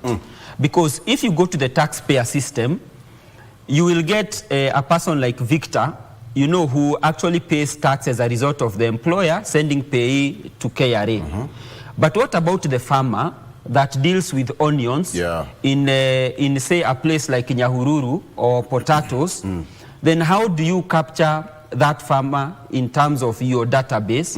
And what could that farmer potentially do in future to be able to be brought into the formal sector so that we can capture that data? How do we plan for this farmer so that 10 years down the line, we can actually account for him in terms of having a job? So I think there is need for stakeholder engagement, both in the education sector, because education cannot stand for its own sake or on its own. It needs to be augmented with other sectors. For instance, the Ministry of Trade. We need to find out how will trade look like in the foreseeable future. 20 years ago, we did not have the digital era where you could earn something, say, from TikTok or from YouTube. You know, we had, if I was a musician, I had to really struggle to come to KBC, and hope that they will play my music for me to get airplay. But now, I don't really have to do that. Yes, I appreciate what the mainstream does for me, but I could also earn from the digital footprints. I think there is need for concerted effort between the education sector so that it's not isolated. We are just churning out graduates, and then when we come out here, we have to do complete retraining for them. You know, I have to spend money as an employer to retrain you again for the next 1 or 2 years to be able to fit into the market. We need to retool. That's now what you call look ahead, proper planning. Because in the next 20 years, you'd imagine all these students will get into the job market. Oscar, you have a lot of work to do. But you see, if that means that we are not moving at the same perhaps pace. Perhaps you can just give the government benefit of the doubt that probably they are ready. Government is ready. They know what's happening. I think there is that delink between what I was talking about, between even the learner and the expectations. Yes. Sometimes I go to school and teach, and I discover that these guys are not even talking to me. You get me right? There's that complete dealing, because what are you talking about? We know these things, you know. But you see, we must be able to accept processes. Yeah. That this thing starts from, I have to start from basics. Get me right? Yeah. But some of these boys who come to school, they've already watched some of these things on YouTube. We're ahead of you. So we're ahead of you. So they don't see even the reason of coming. Yeah. Same to what he's talking about, the mainstream media. Now the mainstream media is struggling with something like breaking news. Anytime you sell breaking news. But you can't sell breaking news that already been broken in Facebook. Right. And let's take a break. Okay. You talked about the numbers. I have the numbers here. Okay. As per the statistics, male 450,000, 554. That is male students. Yes. 450, 554. Female 448, 899. That is 448,899. Male, that is 50.09%. Female, 49.91%. That is plus or minus one. Plus or minus one. Yeah, plus or minus one. In terms of gender parity, we can give it's a 50-50. It's a 50-50. Let's take a break. Yeah. We'll be right back with more. Stay with us.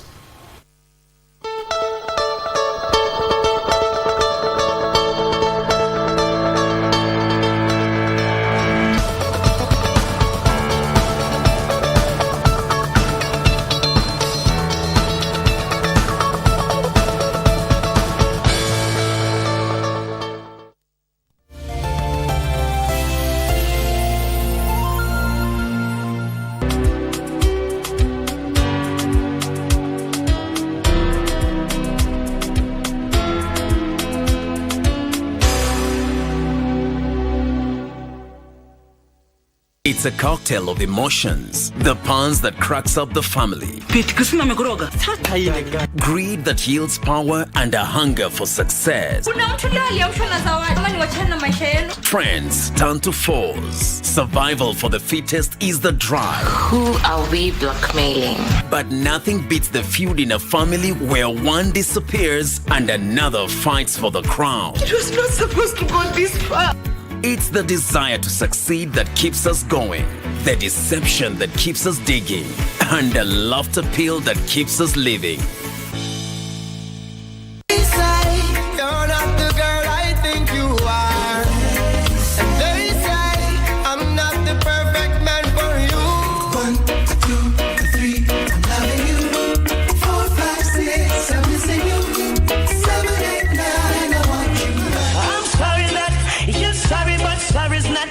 For me, baby, I'm sorry that you're sorry, but sorry can't dry my tears, lady. Lay your head to rest, baby. Let us put love to the test, baby. Habari njema kutoka redio yako pendwa ya Ingo FM kwa wakazi na mashabiki wa Bungoma. Sasa Ingo FM inasikika Ingo Bungoma kupitia masafa ya 103.5 FM. Sikiliza na uchangie, burudika ukifurahia uhondo wa kipekee kwa lugha ya nyumbani. Awamu ya Baraga UCC, natural sweetness. Kadhalika, tegea Ingo FM ukiwa maeneo ya Kakamega, Busia, Vihiga na Trans Nzoia kupitia 101.5 FM. Isenkoli umwana wa kwendo mkhana wa imoni dala nombo nyara kunanga KK. Ingo FM, inengeningi ye Muitala.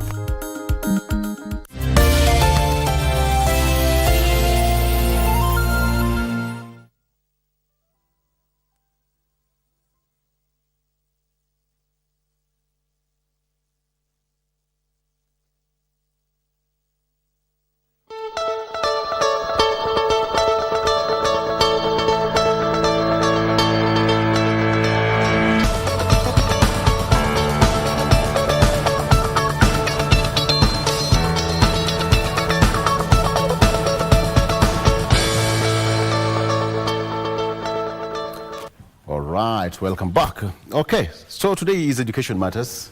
Leo tumeweka siasa kando. Someone is asking me, kwa leo tugie siasa? No, even education is politics. right? Yeah, there is the politics of education, politics in everything, politics of vaccination.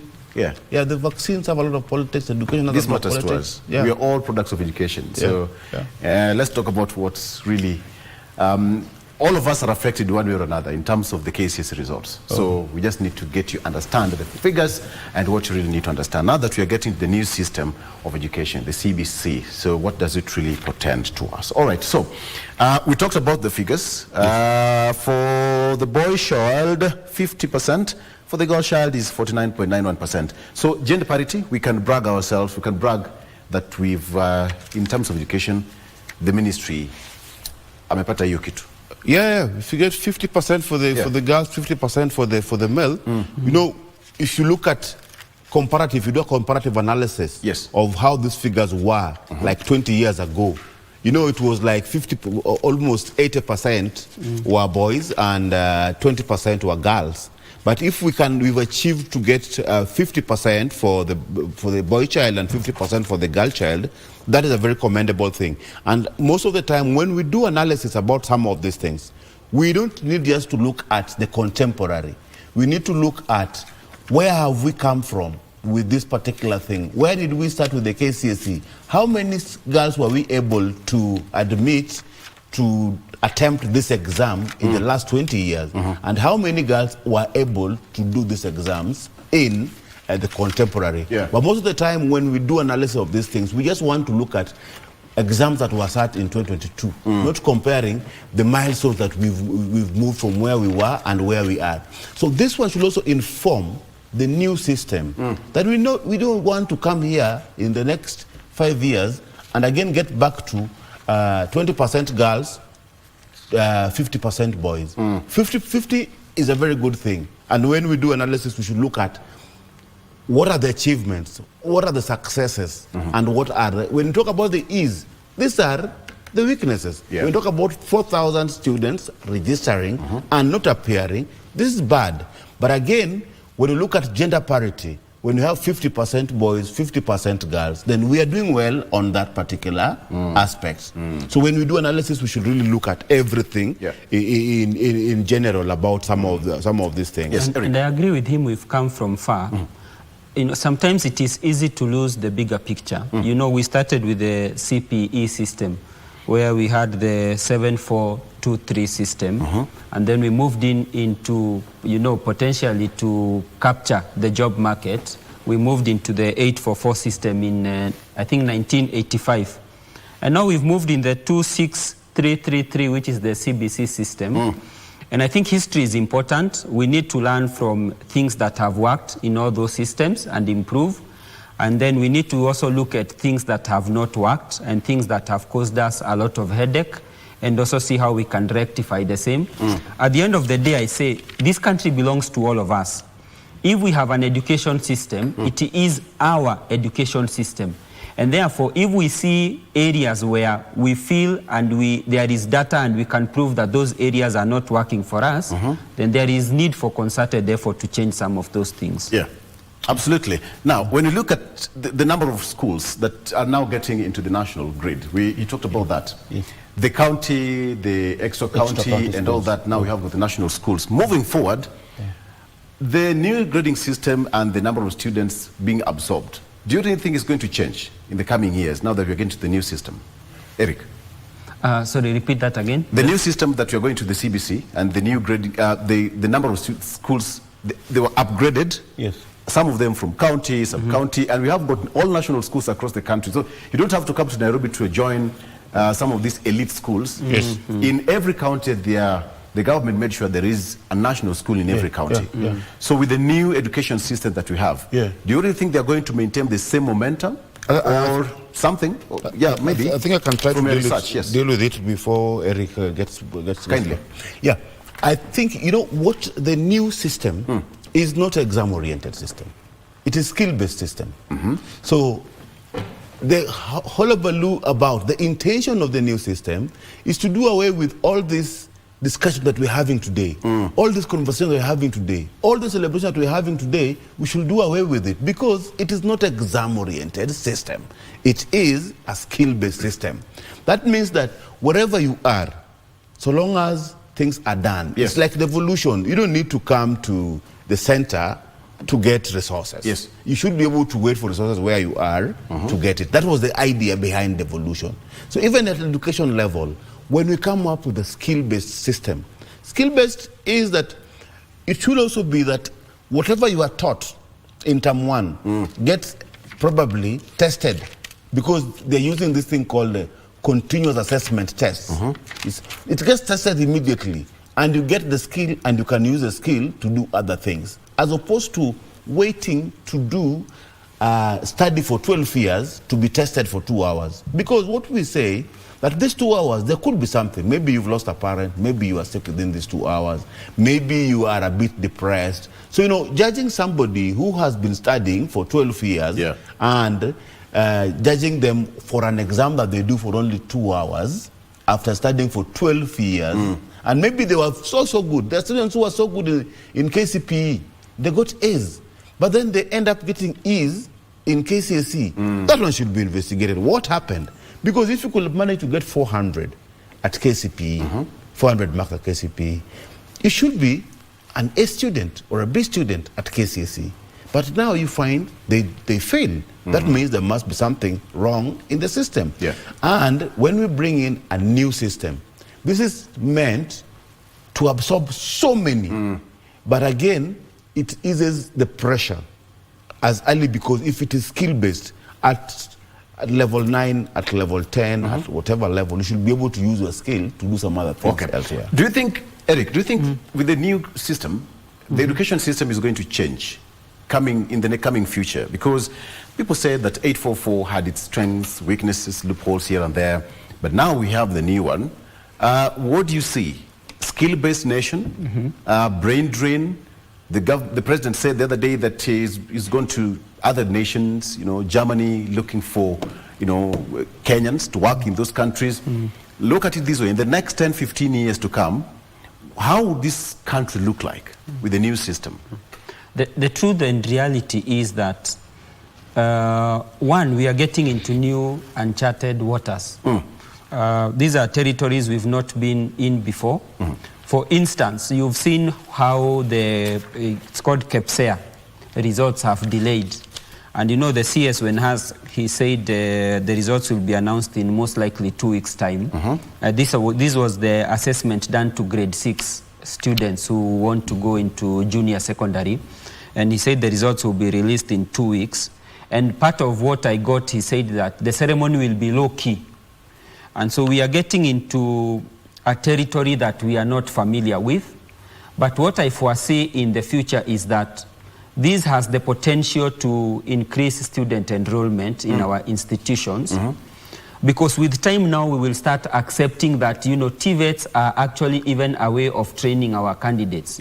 You know, for a long time, even when you had government officials speaking about TVET, TVET was looked upon as an institution where you went because you failed. Okay? But now with this system that is skill-based, then TVETs will play a key role in shaping the kind of skill set that we require for this country moving forward. And the beauty with TVETs is this: you know, unlike universities, you know, most universities have a certain way of doing things that doesn't get to really change over time. But the beauty with TVETs, if you're using these materials to train plumbers and those materials are no longer in the market forces you to, the principles are the same. Remember, the principles, you know, how water flows or how electricity moves, maybe DC to AC, the principle is the same. But the materials that you use to conduct, you know, from point A to point B could vary depending on market, you know, market variations. Now, the beauty with TVETs is that they are able to capture the same as the markets change, as opposed to how flexible a university would be that is actually awaiting capitation from government.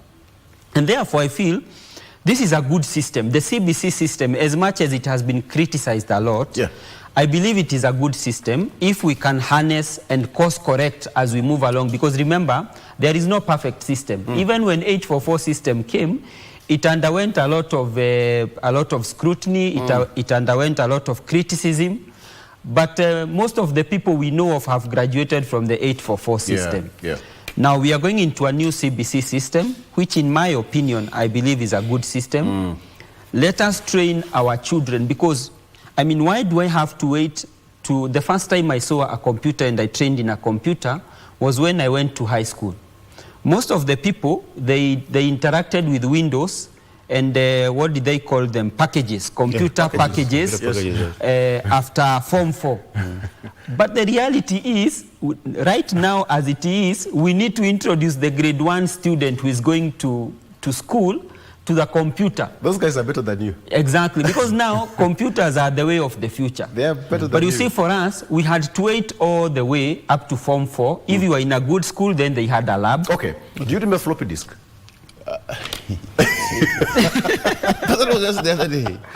And you see, it's not long time ago. You can see how technology can change within a very short span of time. We would save all our data documents in a floppy disk. There's something I want to correct, some notion here. We must not compare university education and this TVET. Yes, no. What you need to know, who are TVET supposed to produce? That is the question. TVETs are meant to produce technicians. Universities are mostly meant to produce managers of those systems where technicians will work. Where you work, Victor, there is a technical director, there's a what, there's a guy who does the ICT, there's a what. So TVETs are meant to produce technicians. And universities don't produce technicians. University produces people who do, for example, a doctor who will only do diagnosis. And this diagnosis, they are clinical officers, they are nurses, they are people who will do this. The doctor is supposed to prescribe, listen to you and blah, blah, blah, and tell you, okay, now go to the lab for those tests. Those people who work in the lab are technicians, lab technicians. Go for a particular scan. Those people who work in that scan place is a technician. So those TVETs are supposed to produce these technicians to help in our society. So we must not compare university and, you see, university, if you have a mechanical engineer, they don't touch the vehicle physically. They have systems that come up with solutions for the technicians to do their work. You get me right? So we cannot compare, because everything, you know what happened with this mushrooming of universities? We went producing too many managers at the expense of technicians. Yes. So you go back to your village and you want to do a house, yes, you have an architect, but getting a plumber becomes a problem. Because everybody's a manager. Because everybody's a manager. Everybody went to university. Everybody went to university. Yes. So that was the problem with the 844 system. So you're trying to tell me that there is nothing wrong with the TVETs? There's nothing wrong. Absolutely the problem nothing wrong, right? The problem was the problem was the 844 system. Because the 844 system created a situation where everybody has to go to the apex. Does it really mean that there was a report by the education task force that was given the working team? Yes. You remember? Yes. There was a proposal that they wanted to revert back the system of going back to the NYS. Yes. As it used to happen in the 80s, the 70s, the 90s. Yes. After university, all drivers who were driving their camper buses, the Kenya buses, all passed through NYS. Yes. What happens is, for the technical bit of education, even in the Constitution, the last time we were discussing with you about the Constitution here, I told you the 28th Constitution is the independent Constitution. Yes. We reverted back. And even the CBC is still just reverting us back to the other system that worked perfectly. Okay, so what was it? So there's nothing new. There's nothing new under the planet. There is nothing new under the sun. Because at class 7, when you went to school, for example, or when I went to school, you know, I was taught by some people whom I saw in school, and they were called untrained teachers, UTs. You get me right? These are people who didn't go to do the P1 course. From Form 4, they were employed by, for example, the office board, and when they were employed, they were called untrained teachers. Yes. They were good teachers. But because of that system that we had there before, allowed to fizzle out. At class 7, you could go and work. Right. At Form 2, you could go and work. It was releasing people as we go. But the 844 system created a situation where you have to go to the apex You have to get a university degree. Then come back. So we ended up with a lot of managers at the expense of what? Technicians. There were no untrained teachers at some level. Eric agreed that there is no problem with TVETs. You know, the challenge with TVETs has been the outlook. You know, as Oscar has explained, because of that APEX system of 844, it was highly expected society-wise that everyone would end up at the university level. And therefore, if you did not manage to go to the university, you were perceived by the society as if you had failed. Yeah. And for a long time, government had really struggled to try and get students into the TVET system. And if you recall, there was a time there was a craze about bridging courses. Yes. Everyone wanted to do a bridging course to go to university. Yes. And even people wouldn't manage to get even people who did not manage. And so we tried and forced people. That's why I was saying we had mushroomed lots of universities across the country. In almost every building in town, you know, you had a university coming up. But as Oscar has explained correctly, there is room for those who will go to the university, but the reality is there is inadequacy in terms of the skill set that we require as an economy. Now we need both cadres to work together, but if we had continued with the 844 system, because what happens is that when you tell a graduate to go and study plumbing, you know, at the TVET level, they feel as if you're demeaning them. But the reality is, it is easier when you are a plumber, having passed through TVET, to then continuously in the course of your career upgrade to a degree. You know, it even becomes now more prestigious because you're growing in the ranks. As opposed to when you start at the university level as a manager, and then the market compels you with no technical skills. And then you know, you have to keep on relying in the uncle who is in Nairobi, sending him your CV so that he gets you a job, and the jobs are not forthcoming. And again, Victor and Eric, for us to jumpstart our economy, we must just do one thing: get jobs for the unskilled people. These people who throng Uhuru Park when there's a public rally, those are the people whom we need to get jobs to. So long as we export, I don't know, these jobs to China. China, what it has done, the Chinese miracle, it was just simple. Chinese made sure its unskilled citizen were in job positions. That's why we need to go back and put more money in the Juakali sector. So long as we put more money in the Juakali sector, that we produce more and we get jobs to train those unskilled team. So long as that team, even the people who are the technicians, we get many of them, because it is even cheaper to train somebody in the TVET and get them to job market, as opposed to training individuals at the university level. Because you need, what do you need to train somebody at the university level? 500,000? For example, how many people can afford? And then what do you do with this individual who was supposed to be a manager? If you do something like ICT, degree in ICT, you know, you are not the guy who does the networking in an organization. You're not the guy who does the hardware work in this organization. You are an ICT manager. The question is, how many ICT managers do we need, for example, at KBC? They're not very many, 2 or 3 or 1. You're right. But how many technicians do we need to deal with ICT systems at... A very good example. But then now, moving forward, the new grading system is going to make sure that every student will have to pick where they find their strengths. Uganda has that system. When you go for Senior 5 and Senior 6, the A levels, now you start choosing as per your combination. Either you can do Divinity, English, Kiswahili, and English or something. You do based on your strengths. How do you think this is going to change the education system and the job market and the requirements? Because if I'm good at, for example, you know, humanities, look at it this way. How is it going to change the perception in the job market? Are we now going to, coming back to the question I asked, is the government ready now start to absorbing these people? Because if you, Eric, you are good at sciences and you're also good at sciences, then we have got millions of students who've done science-related courses, and then here we are, no job opportunities. You know, first and foremost, we must not underestimate the role of perception in a society. The role of perception? Perception in itself. Why?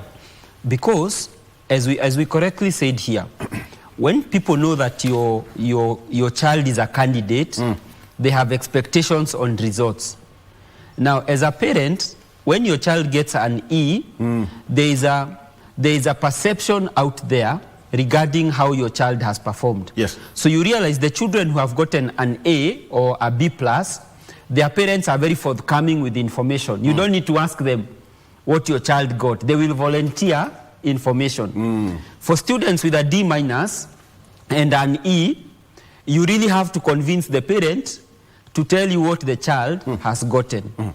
Now, how perception comes in then is that we have for a long time assumed that the people who go to TVETs, and I'm using the word perceived because it's not correct, we have perceived that the children or our students who go to TVETs are in some way failures. And that is why you see every CDA for a long time, you know, they just want to revive the local TVET that is around the area. It has one engine here, someone has donated, it has, you know, we never really took it seriously for some time. But the beauty about the CBC system is that then we are bringing up a new generation, okay, because that is very important, a new generation that goes through an education system and that has the capacity now to choose what exactly they want to be, and that in future as they upgrade, as they go up the academic ladder, then the issue of TVET is no longer looked down upon because this is a system you've grown up with from the word go. As opposed to when I come up with an 844 system where it is expected of me that for me to be deemed successful, I must go to a university. You see the change of mindset? Yes. Because the 844 teaches me, for me to be successful and to be considered an academic giant, I must find my way to the University of Nairobi or to Egerton University or whatever university for that matter, okay? But the reality is, as Oscar has said, how many ICT managers do you need in an institution? As opposed to the guy that actually does the actual work. And this is what has been happening.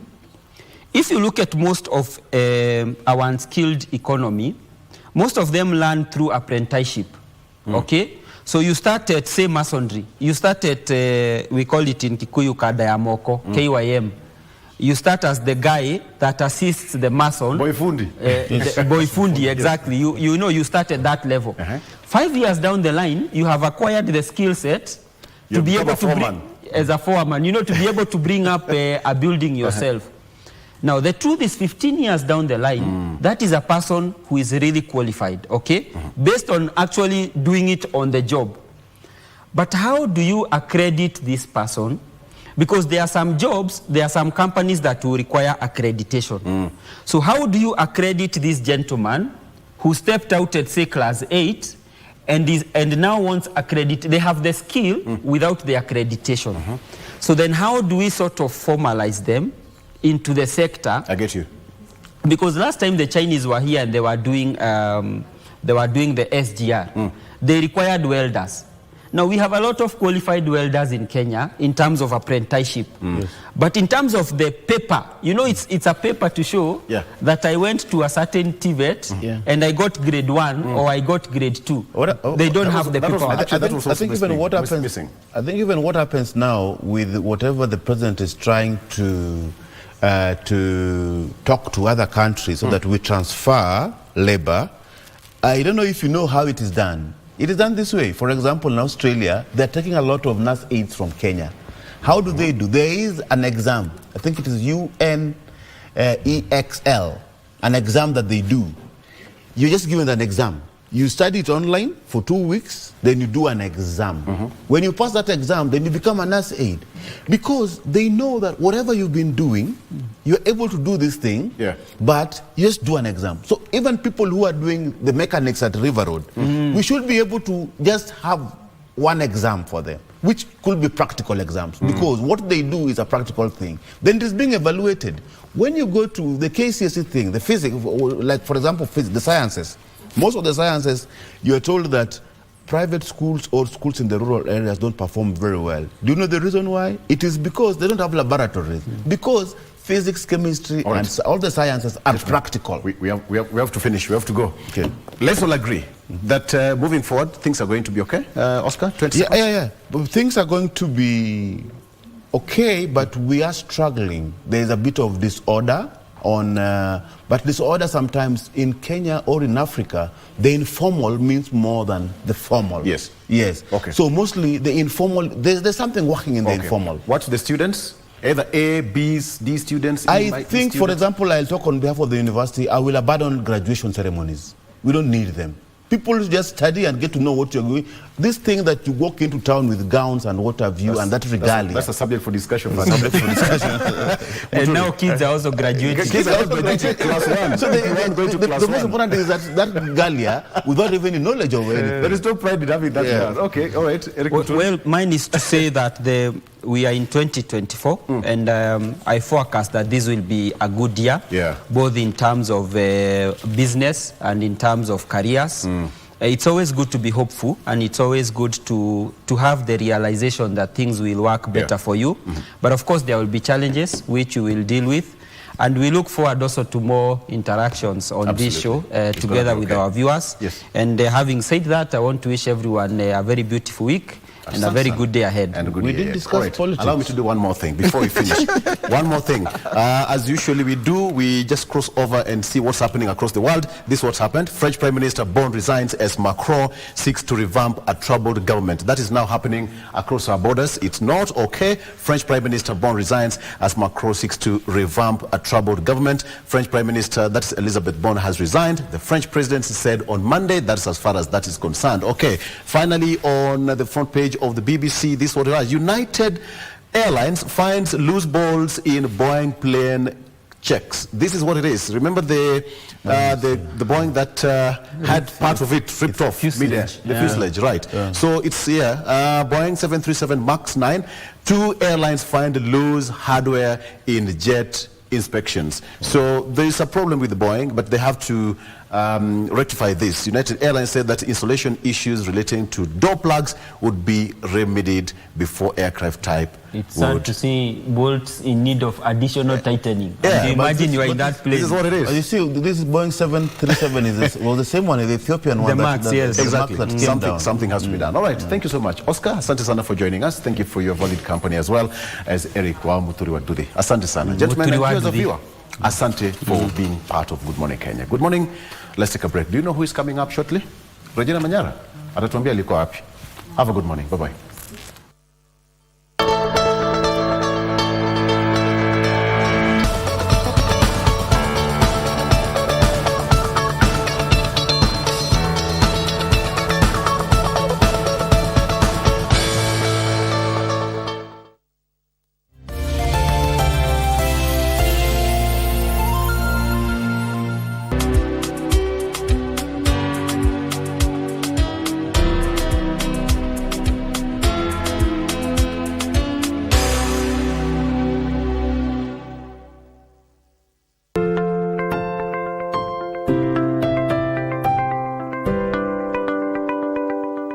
In a world filled with uncertainty, there is one thing we can always count on: the power of compassion and generosity. Every day, families in Kenya face unimaginable challenges and hardships. They struggle to put food on the table, provide shelter for their loved ones, and access basic health care. But today, you have the power to make a difference. By just contributing 1 shilling and 50 cents from your airtime, your generosity can provide access to sanitary pads, nutritious food, clean water, education, and life-saving medical care to those who need it most. To support this cause, please tune in to your favorite radio station under the KBC umbrella for step-by-step instructions on how to subscribe. KBC Helping Hands. Together, we can make a difference and bring hope to those in need. 你知道汪淼？知道，一个纳米科学家。你觉得有可能吗？ Are the measurements correct? Yeah. No accuracy. Misfit of data. Please fax me the results. 到这里来，我将帮助你们获得这个世界。我的文明已无力解决自己的问题，需要你们的力量。时间的尽头。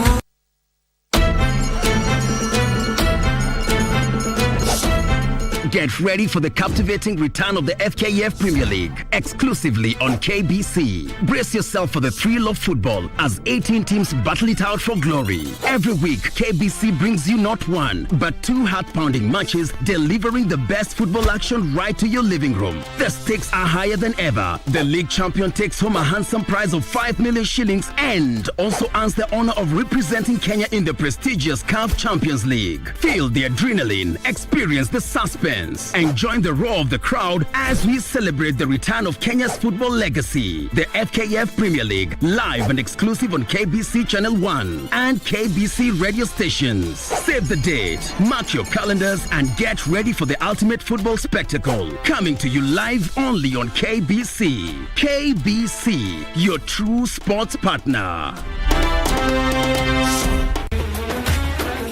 دريتيش يما اللي حاصل وانت غايبة. Ningependa tuzungumzie aina za watu ambao hawataweza kuonja ama kunusa hata harufu ya pepo ya Allah Subhanahu wa Ta'ala. Katika sifa hizi 10 zimetajwa hapa, ukiwa nazo kutokamana na mafundisho ya Bwana Mtume sallallahu alayhi wasallam, wataingia katika moto wa Jahannam.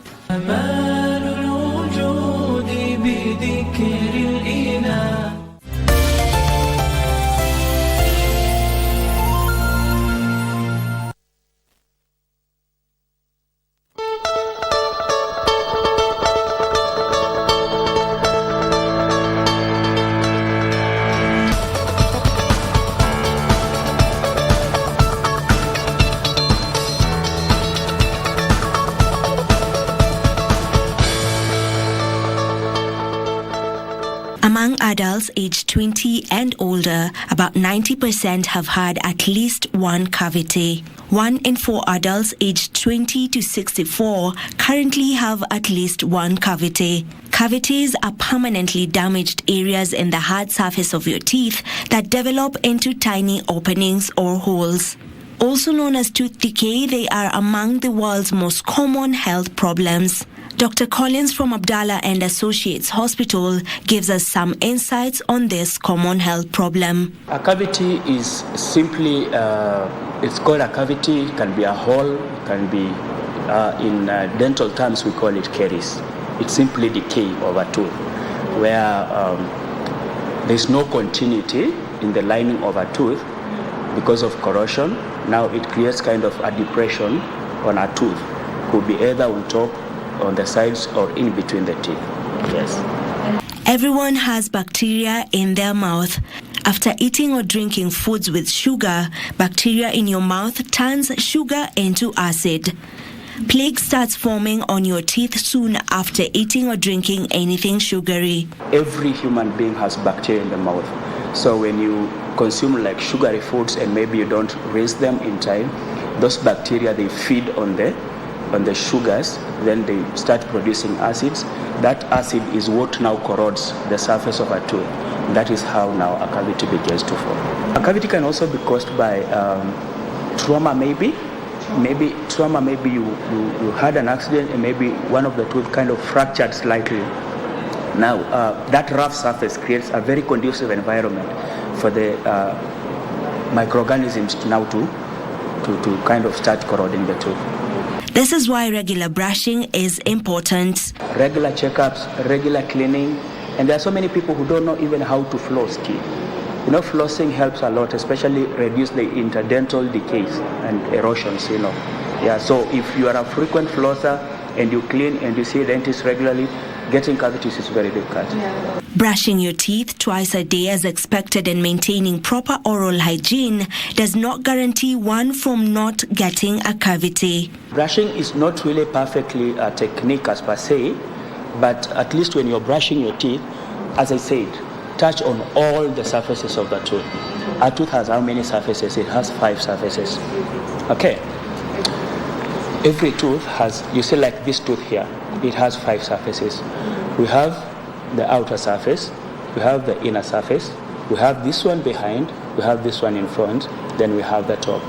All those are 5 surfaces. So when you are brushing your tooth, at least make sure that all the surfaces in a way have been touched. You brush on the outer surface, you brush on the inner surface, you brush on the top, and at least in between the teeth. And again, when you're brushing your teeth, at least you need to be gentle, as I said, because of the gum. And a tooth is not brushed like this, not vertical, not horizontal, but at least in a circular motion, at least so that you don't really injure the gum. Circular motion, you go behind here, inside here, and then when you want to brush your posterior teeth, the ones behind, at the very end, you can't brush them when your mouth is quite wide open. At least close your mouth slightly so that the toothbrush can be able to penetrate all the way to the last tooth. And once you're done with the teeth, you're done with the gums, it's also important, very, very important, to brush your tongue. There's no exact timeline for how long it takes a cavity to form, as everyone's oral hygiene is different. A cavity formation, the duration within which that cavity will form can never be specific, let me say that, because now there are several factors, and actually you can reverse a cavity from forming. It can start forming and still you are able to reverse that process, because during formation of a cavity, it will depend first of all with the hygiene in the mouth, several factors. If you continue consuming sugary foods, or maybe you can choose to reverse the formation of a cavity. So how long it takes is a matter of a lot of factors, yes. The symptoms of a cavity depend on the severity of the decay. By the time you are seeing signs of a cavity, like sensitivity and pain, definitely it's bad. Yes. That is why it's normally advisable to see a dentist at least twice a year. It's normally advisable because a dentist can identify a cavity before it gets to such extent. It is possible to reverse tooth decay when it is in the early stages of demineralization. A tooth has it has the outer surface, which is the enamel. It has the second surface, which is the dentine, which actually forms almost 80% of a tooth. The dentine, then we have the pulp inside. Now, the enamel is the hard part that is normally slightly glassy. So when a cavity starts forming, that glassy part now starts turning kind of chalky white. Now that is the first stage of a tooth cavity. Now when it is still chalky white, there are several things you can do to reverse that. You can maintain very perfect hygiene. A tooth can still mineral itself, can still calcify itself, because that chalky part means there's no now calcium. The tooth itself is demineralized. Now that is where the cavity starts forming. The second stage is now when the cavity gets to the dentine.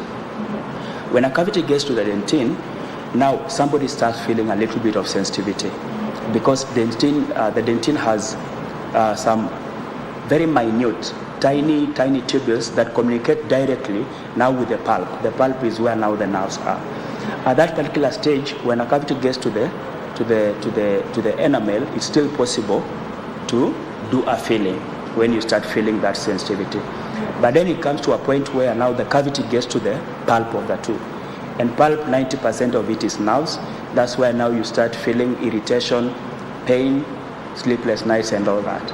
As much as tooth decay is a common dental problem, you can be able to reduce your risk of getting it by doing a number of things, including eating fruits and vegetables rich in fiber and foods rich in calcium. A regular checkup at your dentist, doing cleaning, not brushing at home, doing cleaning with the dentist. That's number one. Regular checkups, hygiene is very important. Number two is diet, what you eat. You know that people who love junky foods, all they do is just maybe snacking, sweets, biscuits, cakes, soda and all that. Those are the kinds of things that causes cavity. So if you reduce your diet on sugary stuff like that, then definitely you are not at risk of getting cavities. Yes. A cavity can destroy a tooth once it's reached the pulp stage of tooth decay. At this stage, the damage to the tooth may be so severe that it cannot be saved with treatments and may force removal of the tooth affected. Of course, you'll have to lose the tooth. you won't be able to put up with the pain when a cavity gets into the pulp. Now, when a cavity is still on the dentin, at least you can do a filling, at least to ease the sensitivity. But once it gets to the pulp, now it's very difficult. You know, the pulp once injured, it can never heal. So you just have to do away with the pulp itself. Yes. Treatment options like filling, crown, or root canal depend on the extent of the damage to the tooth. Before it gets to the dentin, when it's still, the enamel is still chalky white in color, you can apply what we call fluoride therapy. At least the fluoride can be able to reverse the cavity. Once it gets to the dentin, now in that stage, you just have to do a filling, a permanent filling. Yes. And once it passes now the dentin, or when it's so close now to the pulp or the nerves, that is now where you have the option of maybe doing a root canal or anything. Prevention, as they say, is way better than cure. The same applies to oral health. Make a point of visiting your dentist at least twice a year. For Good Morning Kenya, I'm Vivian Dagwa.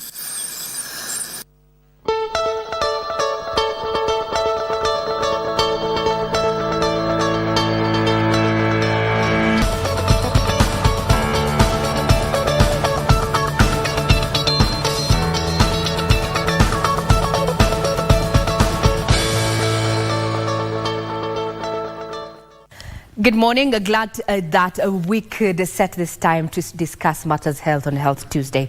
I'm Regina Manyara, being the 9th day of January 2024. Suffice to say, Happy New Year. Glad to see you. Now, we're talking about health and we'd want to know, are we adequately treating chronic diseases in the country? This morning we're talking about breaking barriers in the treatment of chronic diseases, and joining me in studio is none other than a pioneer herself, that is Faith Okwisa Okwaya, yes, a medical research and subject matter expert. Good morning, Faith. Glad to have you on board. Thank you for having me. Yes. Good to have you. Happy New Year. Let's Happy start New off. Year. How's the year turning out for you? It's turning good. It's starting loaded, so we are happy and excited to see what the healthcare space is going to bring for us. Yes. Now, talking about the healthcare space, we're talking about chronic diseases in Kenya, but we often talk about chronic diseases in Kenya and use the term non-communicable diseases. Can we use them interchangeably, or what is the definitive, parity, so to speak, between non-communicable diseases and chronic diseases in the country? So, Kenya happens to face a double burden of both communicable and non-communicable diseases at the same time. Communicable diseases are diseases that are infectious, meaning they can be transferred from one person to another. Therefore, non-communicable diseases are diseases that cannot be transmitted from one person to the next.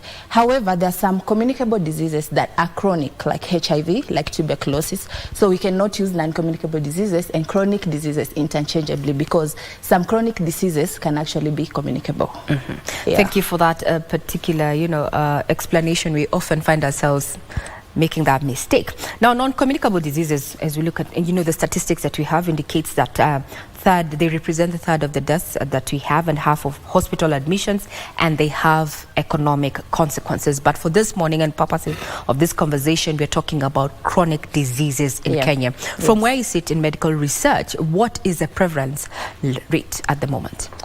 Actually, I'm glad to say, apart from just being a medical researcher, I happen to be the chairperson of Chronic Disease Society of Kenya. So we are in a very good space to have the right data to estimate prevalence rates in Kenya. However, we cannot say the current prevalence rate definitely, because we infer this data from World Health Organization, which happily I've been part of some studies for World Health Organization. And right now we can look at chronic diseases in a segmented and targeted manner. We have diabetes, which is at 5% prevalence. Cancer, which is also growing, its prevalence in the double digits per annum, but right now it's at 2%.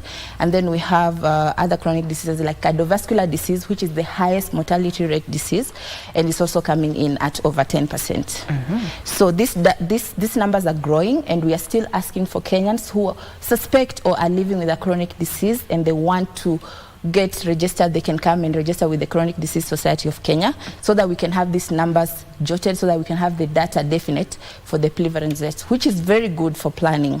For planning purposes. Yes. But even before we get to planning, there's the issue of just what am I suffering from?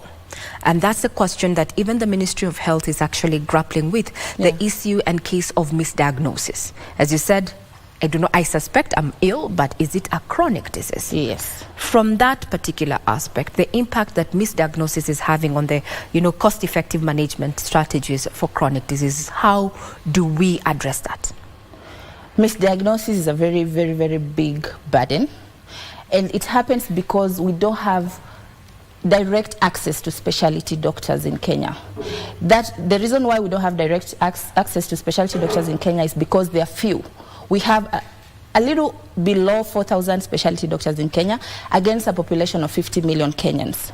So right now, we are trying to focus on primary healthcare coverage at the primary level, level 1, level 2, level 3 hospitals, so that we can strengthen and build capacity amongst our community-based health workers. And these are the ones who will now put us in the right referral pathway to get to the next general practitioner before you get a specialist. And also diagnosis starts with lab work, life sciences and imaging.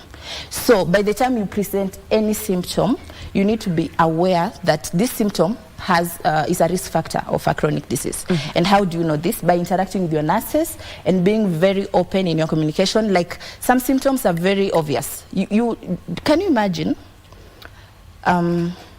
Depression is a chronic illness. Yes, under mental health. Yes. And even obesity is a chronic illness. Alcoholism is a chronic illness.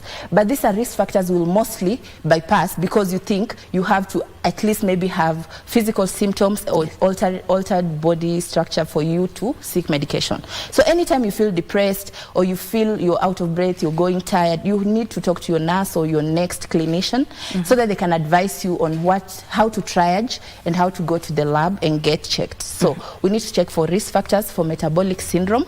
Even food addiction is a chronic illness. Yeah, because by the time you're addicted to food, you're already presenting with hyperinsulinemia.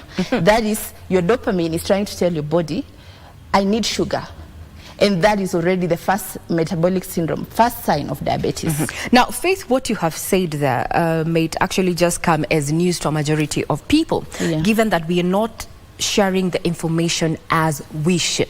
Now, let's look at what the current interventions that have been made by government to raise awareness when it comes to those risk factors as well as chronic diseases in the country. Do you think we have done enough to pass that information to the public, sensitize the public in regard to matters of chronic diseases? As you've said, when you say we often assume you're feeling hungry, you want more sugar, it's just a day-to-day routine and such. But then, do we have the adequate support to know that this is indeed a risk factor and I may actually be suffering from a chronic disease?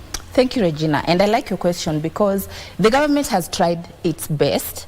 However, the government and government institutions only access 35% of our patient population. So we have 65% of patient population that is relying on the private sector, that is relying on faith-based organizations. So we need to have a strong corporate strategy and a private sector that is very observant to the universal health coverage, that is embedding the universal health coverage stipulations in their policies so that they can make sure that every last Kenyan is affording healthcare without going so much into their pocket. So now I'm proposing, like, we work with Chronic Disease Society of Kenya, for example, which is a third party that can link patients to the right private sector facilities that have subsidized rate of diagnosis, subsidized rate of medication, because we need to achieve what we call healthcare equity. Because you find the inequality in healthcare is so high, even in the low and middle income communities. So the government can only reach so much of the population because 67% of healthcare is accessed through the private sector. True. Thank you for those statistics. When looking now at 35%, that is what government can actually get into. Over the last few years, we've seen government work on having, universal health coverage, across board. And we have the Emergency Chronic and Critical Illness Fund. Now, what is your take on the budgetary allocation under the above? If we can only get to 35%, does it mean we need to invest more in as far as budgetary allocation is concerned for chronic diseases? Of course, we need to invest more. The reason why we need to invest more, I will tell you a story, Regina. I happen to have been privileged to be a team leader of a research that was going on in sub-Saharan Africa. The research was convened by World Bank, and we were trying to get what is the level of access to essential drugs. Essential drugs means the drugs that must be taken, the first-line treatment drugs for patients, and how is the affordability rate even under universal health care coverage for patients in government institutions. And we still found that there's there's a high burden of unaffordability of these drugs. You'll find a drug that is worth 100 shillings, 150 shillings is still not affordable to a normal Kenyan. So we still need to support the government as the private sector by, first of all, partnering with faith-based organizations, partnering with Chronic Disease Society, partnering with bodies that subsidize medication and give access to the vulnerable and marginalized community. Now, another intervention that government has come up with is trying to build capacity within NHIF. I'm sure you're alive to the fact that we just recently found out that there's been a scandal where now medical, or rather private health facilities have been, engaged in fraud, so to speak. Now, when we balance between what the role of the private sector is actually playing in this particular value chain vis-a-vis integrity, you see, that's another thing we need to balance. As you said, we need to have a private sector come on board, NGOs, as well as other private sector. Then how do we balance? How do we strike the balance between the two? Integrity and ensuring that medical health care is affordable to a majority of Kenyans. Wanjiko, that is. So we need to empower the patient. Once the patient knows what they are supposed to do, what is the treatment trajectory, they will know what to expect, and they will even know the cost implications. So they will have the right to query the institutions and follow up. And then if we can also, with technology, if we can institutionalize and also put everything in the system so that we have accountable systems that are reliable, and the patient can access their history and the follow-up, and even the claiming their insurance, they can see how it went. They can be able to query these things before they are forwarded. So I feel like the easiest way to combat fraud is to empower the patient so that the patient is also part of the process. Yeah. Very well said. We are speaking to a pioneer in the value chain when it comes to trying to break the barriers on chronic diseases in the country. That is Faith here, who is saying that you as a patient, whether you're a patient or you're living with a patient who has a chronic disease, you need to know the growth, the treatment trajectory, what is required, what test comes after what are the general costing of this, so that you can eliminate fraud. This coming from the revelations that some medical private sector, or rather medical hospital service providers, there have been defrauding the government, especially where NHIF is concerned. So you need to know how the process of your treatment actually goes around, so that we eliminate fraud and increase capacity of this particular medical service providers, so to speak. We're talking about breaking barriers on treatment on chronic diseases. You can get in touch on our social media platforms. You can get us on X, that is at KBC Channel 1. My X handle is at Ray Manyara. Give us your feedback. What has been your experience when you're seeking this particular treatment? Do you want assistance? As we said, the private sector is also standing within this particular gap to ensure that medical services are affordable and accessible to a majority of Kenyans. That's our conversation this morning. On Twitter, what we refer to as X is at KBC Channel 1. Mine is at Ray Manyara. We'll be taking a quick breather before that, but before we get to our first breather, I would want to take back the conversation to our guest this morning. You said that, private sector, we need to empower, the person seeking treatment to know exactly what they're seeking treatment for. But then there's the issue of lack of information. Sensitization on, if today I walk into a hospital, you have to go to the triage. I think that's the first step. But then we find, especially in the devolved units, we do not have capacity, in our health facilities. As a private sector player, then, how do we remedy this? How do we work together, private and government institutions, to ensure that when Jiko walks in seeking medical services, they get the right treatment for what is ailing them? And if I focus on the chronic segment, allow me to start with the self-management aspect for patients. After post-diagnosis, after you've been diagnosed with, let's use diabetes for example, and then you're discharged to go home, the treatment does not end there. So of course you're going to go back for refills every single month, and before you do that, we need to position patients in a position, in a placement of power, where they can now be furnished with the right information to know what to expect when they go and queue in the hospitals. Our doctors are experiencing a lot of queue burden, because by the time they arrive at work at 8, they do not even get a break until they are leaving work, because the patient burden the queue is so long, and the patients need at least 1 hour of attendance. So if we empower the patient within our patient groups at the Chronic Disease Society, once we empower the patients, they go there already having handle half the problem of how to self-manage, how to stay compliant, stay adherent to treatment. By the time they're meeting the doctor, they don't have so much frustration and data silos of how they're supposed to manage themselves. That helps in reducing the queue burden. And that also helps in building capacity for the doctor to have a shorter period that they spend with the patient. And the nurses also need to be empowered. The trainings need to go down to the nurses and the clinicians. By the time the patient is getting to the specialty, they have already been handled, and the specialty is just to prescribe the medication. Indeed. That is Faith, our guest this morning. We're talking about breaking the barriers when it comes to matters of treatment of chronic diseases.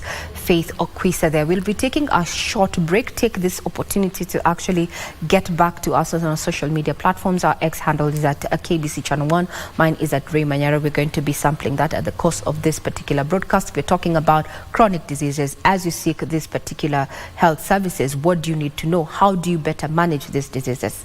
We'll be taking that breather right about now.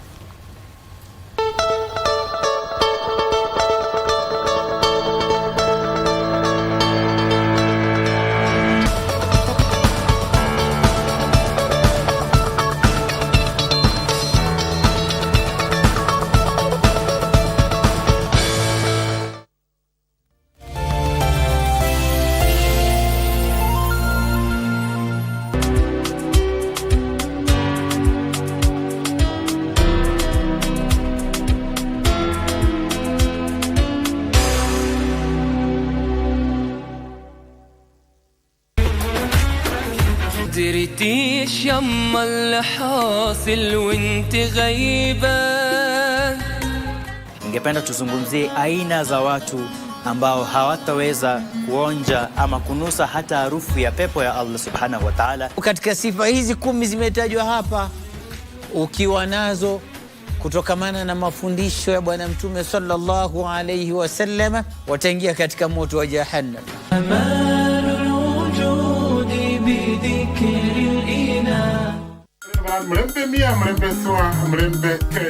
Habari njema kutoka redio yako pendwa ya Ingo FM kwa wakazi na mashabiki wa Bungoma.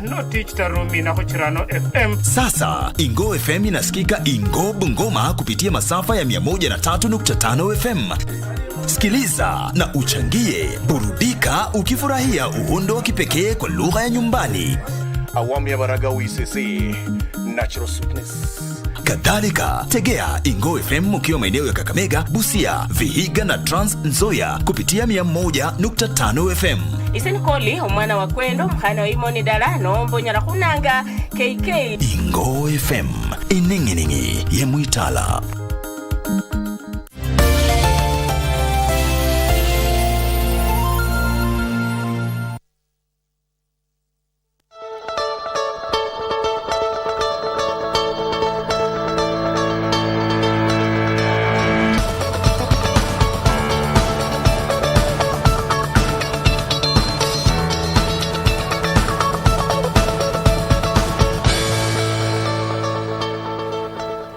Good morning. This is KBC Channel 1 Health Tuesday. This morning we're talking about breaking barriers on treatment of chronic diseases in Kenya. And my guest is none other than Faith Okwisa, medical research and subject matter expert. Before we took a short break, we told you that we are open to your feedback in regard to this particular matter, and our X handle is at KBC Channel 1. Mine is at Ray Manyara.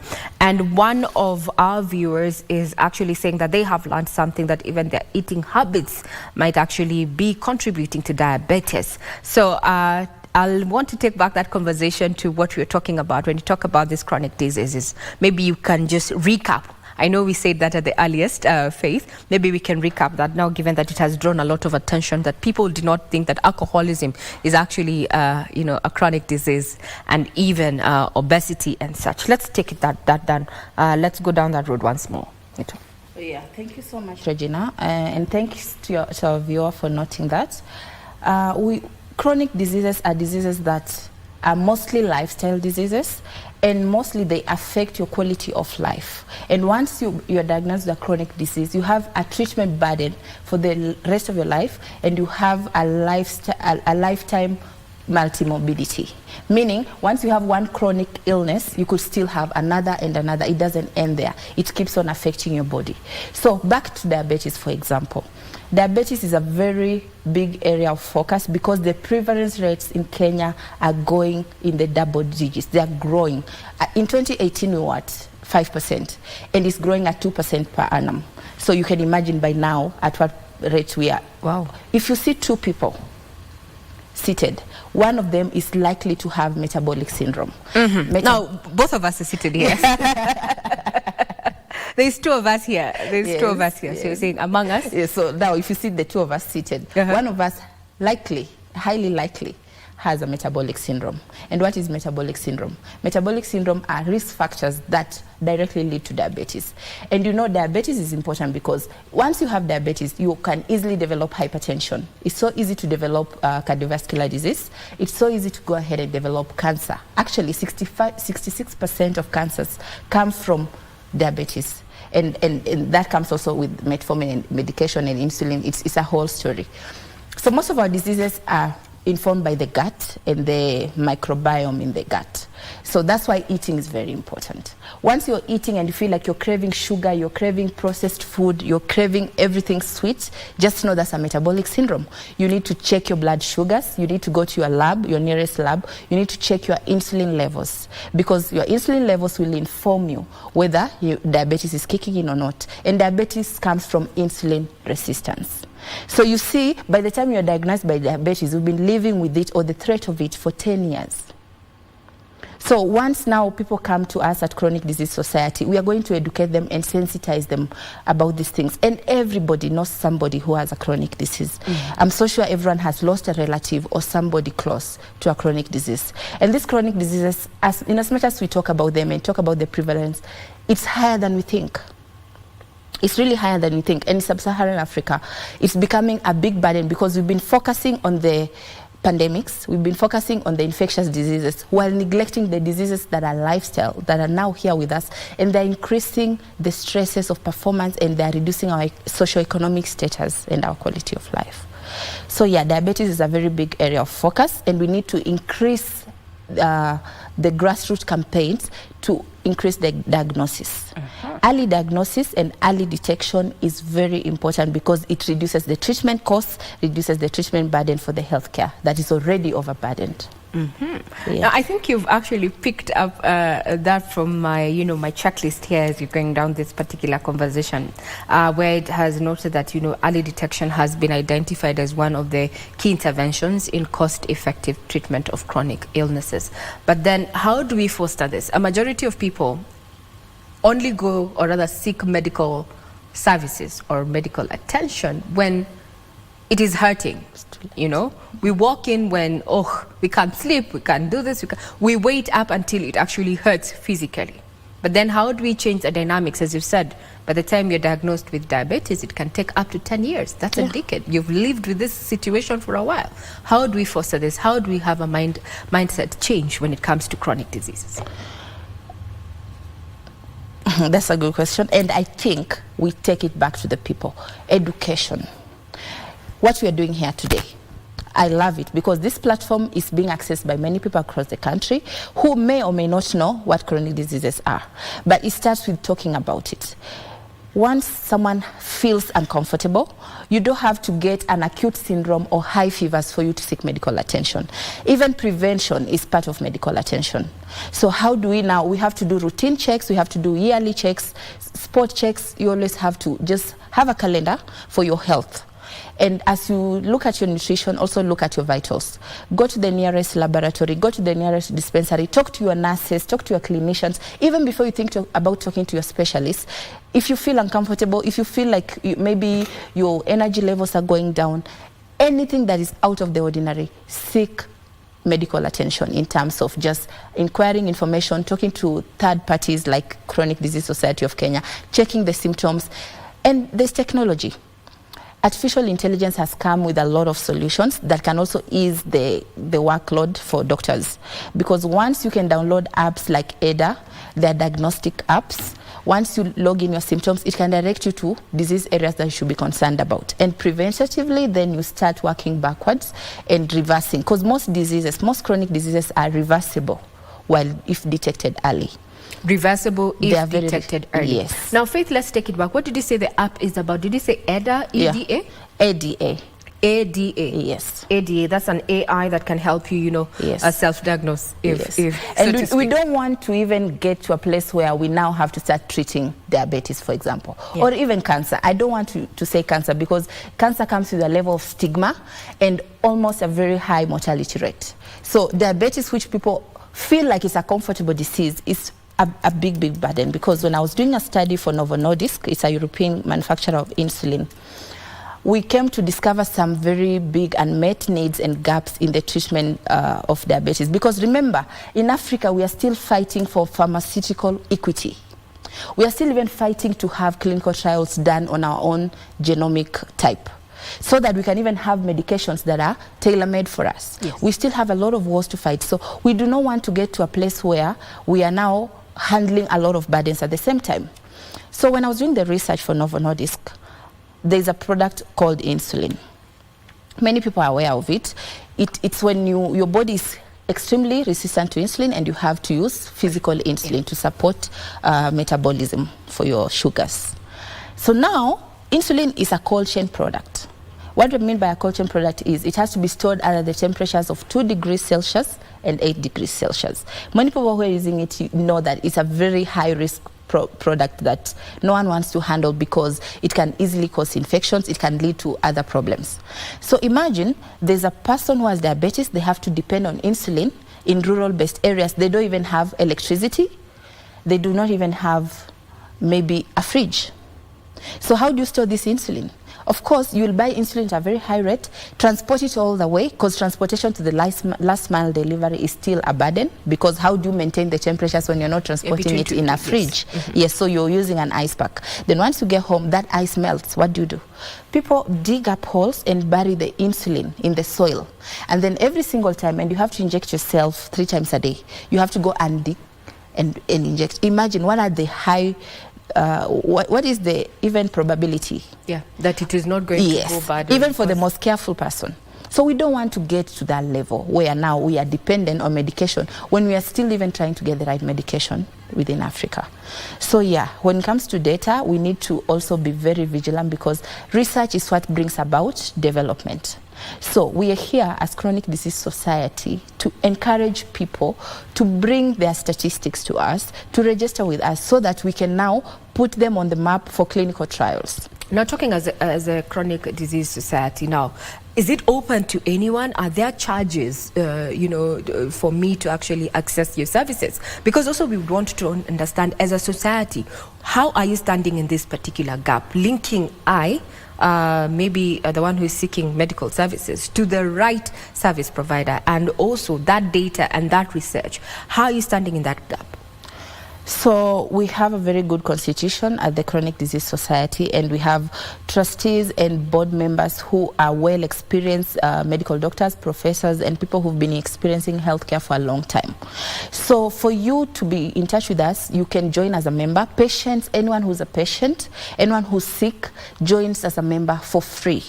there are no charges that are attracting membership for patients, because we are institutionalizing help. We want to make help official, seeking help official, and to remove also the fear of costs, because we are already heavily saturated in costs from end to end right now, and debt is a burden everywhere. So we are trying to eliminate that level of costs by attracting people. Come for free, register with us, and tell us, hey, I feel like I have thyroid disease. I think I was diagnosed with cancer, but I've not been accessing treatment. I've been living with arthritis for a long time. So once you give us those statistics, then we place you in the right group, because there are different segmented patient groups. Within those right groups, you're going to get access now to a referral pathway. That referral pathway will lead you all the way to a specialist in an ethically observed manner. So we are within the guidelines of now directing patients to the right place. So we created this chronic disease society so that patients can have a place to run to, which is a third-party place that we are doing this for patients full-time, because hospitals are already busy. You only go there if you're not in an emergency situation. You're actually put at the back of the queue. So you feel like I've not been heard, and you feel like there's some level of injustice. So we are now bringing back now a solution where you can come to us and get the right information and know where to go and seek the right treatment. So do you have a website? Yes, we have a website. What's the website? Which will... I will give you to share at the end. Yeah, okay, fine. So then we have a pool where those who are seeking treatment actually can come to and get better direction. Yes. Now, critics of the healthcare system, have said lack of integration as well as specialization is to blame to a large extent for a gap in the knowledge practice. What is your take on that? I agree with the critics, and I also disagree with them. Okay, let's hear it. Because service integration is very complex. Because already, specialty medicine is very complicated. It takes a doctor over 16 years of education, post-primary, another 16 years to become a specialty. And in between now we have registrars and students. So by the time you're becoming a specialist, let's say an interventional cardiologist, or you're becoming a rheumatologist, you've given it 16 years of study. And right now we have only 10 rheumatologists in Kenya, if we are talking about the numbers. We have less than 100 interventional cardiologists. We have less than 40 oncologists who deal with cancer. We have less than 50 endocrinologists. We have 365 physicians. So imagine this against the population of Kenya. How do we integrate specialty treatment? It's by training now the people at the bottom, training the first respondents who are dealing with patients. And once you go to the hospital, the nurse should be empowered to give you good advice and direction of how you will reach the specialty. Of course, because of the guidelines and the World Health Organization stipulations, you cannot just be pronounced diabetic by anybody. You have to go through the process, the right testing, the fasting sugars. You have to take your days, because you can also risk misdiagnosis, and then now you start medication and it takes you back. So service integration comes through a lot of partnerships, embracing technology, and information dissemination. Now, we'll be taking another breather, and I'm just going through our feedback here, and one of our viewers actually is asking about the AI app. Faith, maybe before you take that break, it was ADA? It was ADA, yes.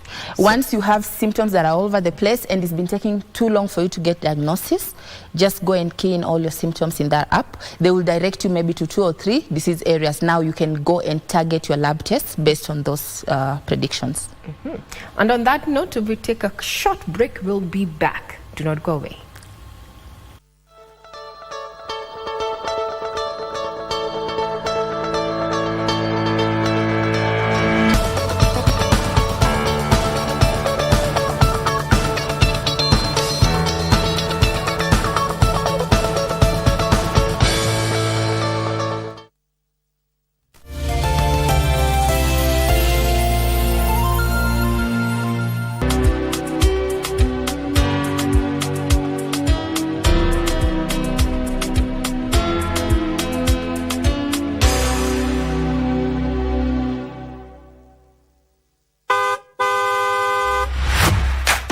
Dereva, kutumia simu wakati uko barabarani ni hatari kwako, abiria wako na kwa wengine wote walio barabarani. Wengi wamepoteza maisha yao au kujeruhiwa baada ya kuhusika katika ajali zilizosababishwa na madereva wanaotumia simu. Usiwe mmoja wao. Usalama barabarani unaanza na wewe. Ujumbe huu unaletwa kwako na Kenya National Highways Authority. Quality highways, better connections. But the truth will come out one day. And for sure, I'll find out who that woman came between us is. If Alonso finds out, we'll get into trouble. Well, you're the one who caused these problems. You filled Rodrigo's head with the idea that Lucia was the best for him. Rodrigo Zuniga, you're a spineless ninny. Well, I guess she told you everything that happened at the day of her supposed wedding. Yes, but she told me that she's gotten over it. Do you believe that? We all know what he did, but you went too far. Of course not. Too far, I don't Letty. care. He deserves that. He should be the one suffering.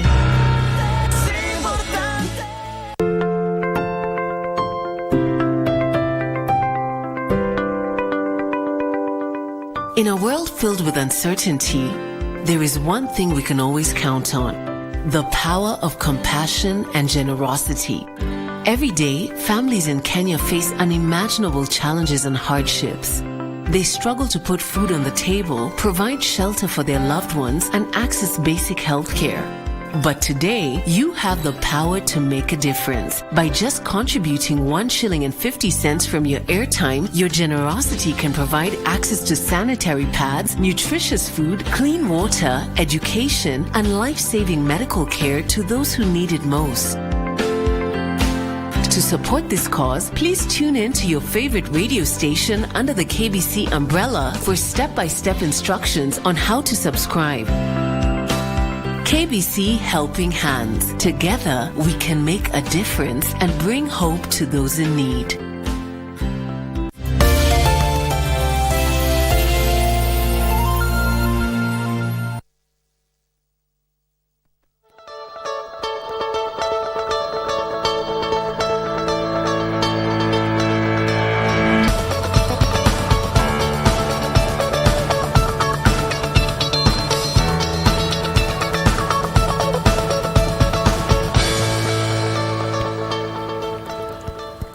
Good morning. Thank you for keeping us company. Still speaking matters of chronic diseases and how to tackle the barriers therein. This morning is Health Tuesday. Thank you very much for your feedback, especially those who are watching from Vihiga there.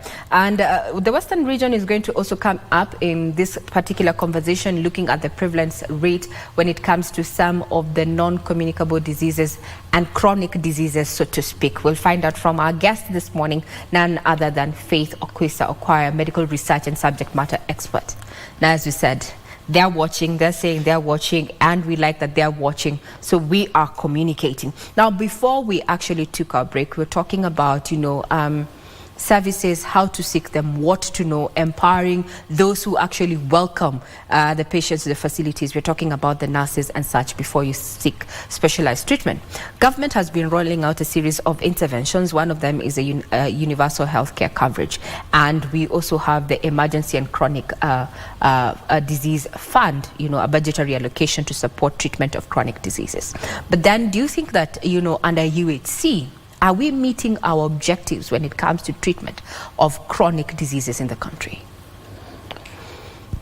UHC is an SDG, sorry.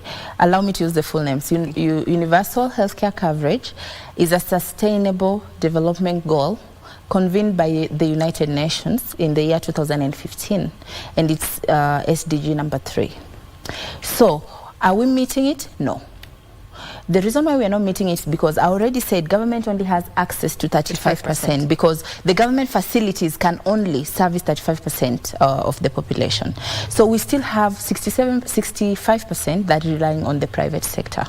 So the private sector needs to incorporate the UHC policy in their manifestos. They need to incorporate that in their treatment procedures so that no one person is being left behind. Even the people who come in without insurance, they should still consider that and subsidize the cost for them so that we are in tandem with the UHC. Yeah. But then that would be quite something, given, private-run institutions are private-run, so to speak. Yeah. And given from where we sit in as far as an economy is concerned, we are more capitalist. So unless there's, it's not lack of capacity. I think it is the lack of willingness when it comes to, integration and universal health care delivery within the private sector. But that's a story for another day. Yes. Now let's talk about the cost of management, the cost of management of these chronic diseases. And it's one of the challenges when it comes to barriers, to chronic diseases. From where you sit, how can we make it more affordable, to manage these diseases? We are having them for a lifetime. Yeah. But how do we make it, or how do we enhance, our care to bring down the cost? I feel like now we need to incorporate the private and public sector so that we can marry all our agendas and work together. This will help bring down the cost, because if more people, it's volume, it's called volume pricing. If more people are able to access these services, you still meet your margins, you still meet your profits as a private sector, so long as we are now able to cover all of them. The cost, there's a very high cost burden. The cost ranges from diagnosis to now consultation, to lab work, to treatment, to pharmaceutical prescriptions, and then now back again every month for refills. So the cost is extremely high, and I can even estimate for an average person living with diabetes, they don't use less than 20 to 30,000 per month. And for our average households, that's already over 60% of the budget. And most of these people who are having lifestyle diseases are our breadwinners. So how do we bring the cost down? Is through now empowerment, as I said, and self-management. Because now once we are able to get diagnosis early and bring down the cost by seeking treatment early, and also sometimes reversing the disease through the right education, the cost will considerably go down. Partnering with multinationals, partnering with private sector is also going to bring the cost down, and also informing policy where there's a price ceiling. So, right now there's free pricing. You'd find some pharmaceutical companies even do 100% margins on their products. So if the government was able to bring a law that can bring down the margins to 12 to 15% or 12 to 30% maximum, then we'll be able to bring this pricing down.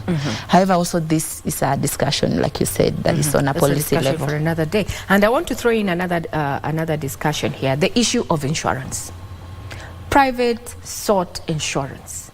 That's also quite something, quite the debate, because when you're seeking medical insurance, there's a different clause altogether for treatment of lifestyle diseases, or what we term as chronic diseases. Looking at the insurance value chain, government has made its intervention through the NHIF, but then we still have the private sector that, we have private underwriters when it comes to medical. I guess where you're going, and just to support you, because also during our research we check stakeholders across the board, and we've talked to a few insurers, and it's a very tough debate, because once you are diagnosed with a chronic illness, the insurance requires you to declare that beforehand while you're filling in. And mostly you end up doing a co-payment, which is still very strenuous for people living with chronic illnesses. And for some illnesses like arthritis, osteoporosis, the treatment costs are very high. Cancer is through the roof. And I thank the NHIF for also now bringing the cancer cost down, because chemotherapy up to is covered under the insurance. The National Insurance Fund, the NHIF, so that has brought things down. But the private sector was actually cashing a lot of money through chemotherapies and putting a lot of embargoes to treatment. So we need also to look in that and see, as Chronic Disease Society of Kenya, how can we bring down all the stakeholders to the board, and how can we have discussions and have compromises, because already you are downtrodden with a disease, it's already financially straining, there's a lot of crowdfunding going on, your relatives are already depleted. How do we now make sure that this person is able to afford?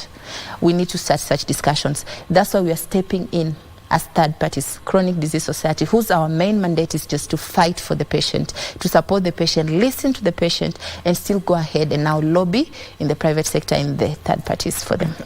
Yes, thorny issue.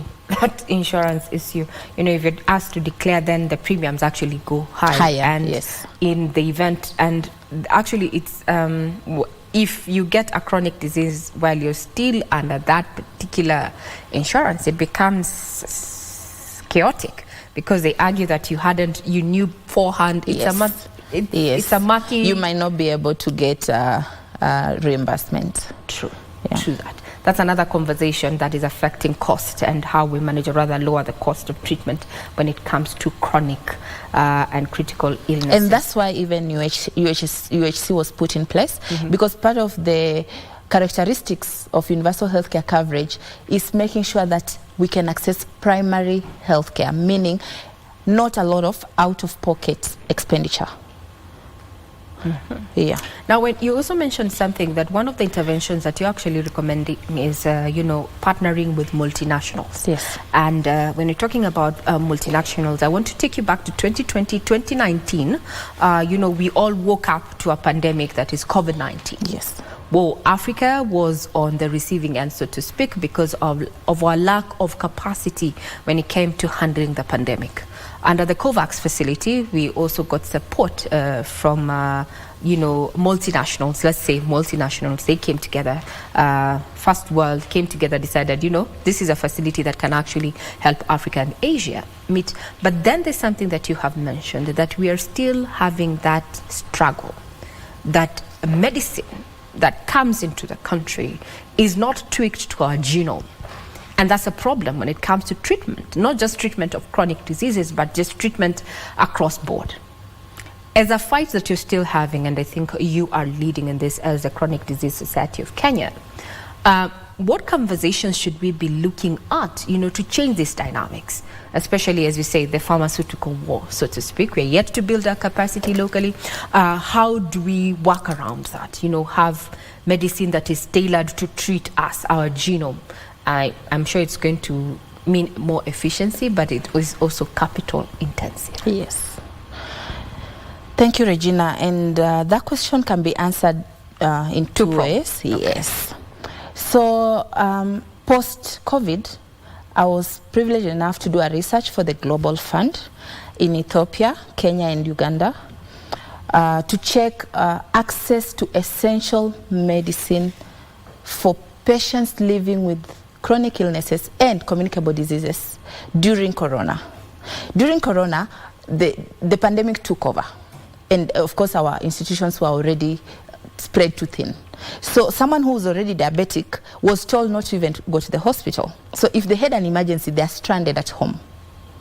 And sorry, I hesitated because that's the time I lost my dad to cancer, because he was also battling diabetes, and then cancer came as a comorbidity. Because when you have a lifestyle disease, you are risking episodic or lifetime multimorbidity. So the morbidity for him was gallbladder cancer. Then he died from it because he could not access medication early. So back to my story. When I was doing the spot check post-COVID, we realized that 80% of the patients living chronic illnesses could not access essential medicine or essential drugs or even essential healthcare during this period. Meaning Africa is not ready. We are not prepared to handle these burdens. So, yeah. Can you repeat the second part of the question? The second, how do we now, what conversations should we have when it comes to the pharmaceutical wars that we're having? Because we do not have medicine that is tailored for our genome, such that treating these diseases, whether chronic or otherwise, is generic for us, but not tailored for us. How do we change that conversation? Multinationals have also struggled positioning themselves in our market because there's a lot of competition with the generic drugs. Thanks for mentioning that. However, we, as Chronic Disease Society of Kenya, and I'm glad you asked, one of our mandates is to fight for pharmaceutical equity, and we are going to lobby so that clinical trials are done in Africa. They are done in Kenya. Our patient cohorts who are going to register with us are going to be able to be sampled and examined and given these drugs. Like there's a company called Organon. It's an American multinational that is very willing. Companies are very willing to work with African societies, but when they come down, they look for patient support programs. There's none. They look for institutionalized, registered boards that they can work with as third parties, because there are ethics in research. You cannot just go doing clinical trials. You have to work with a registered third-party body, and then you still have to work with specialties who are already overwhelmed and busy. So as Chronic Disease Society, we are going to help in recruitment processes and forward the names of our critical patients who need help, who need access to clinical trials and novel trials of treatments that are current, that are modern, so that they're handling, because cancer is curable. Most cancers are curable, but Africans succumb to it because research has not been done on us. So you find we are reacting differently to different types of chemotherapy because research has not been done for us. So we are going to actually fight for clinical trials to be done on our patients. That's why we are encouraging you to register with our body, to register so that you are counted in. And once research is done for us, then we start having our own solutions that are very impactful.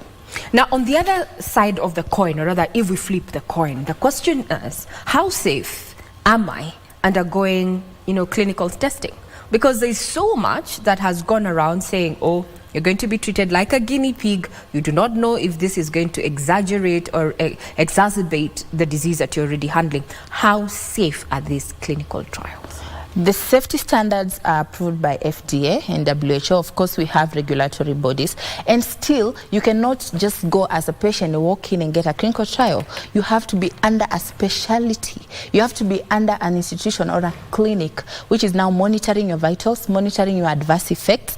And they can never go too far because once you are out of the limits, the study limits, they always take you back to the placebo. So there's always a very good control of the study.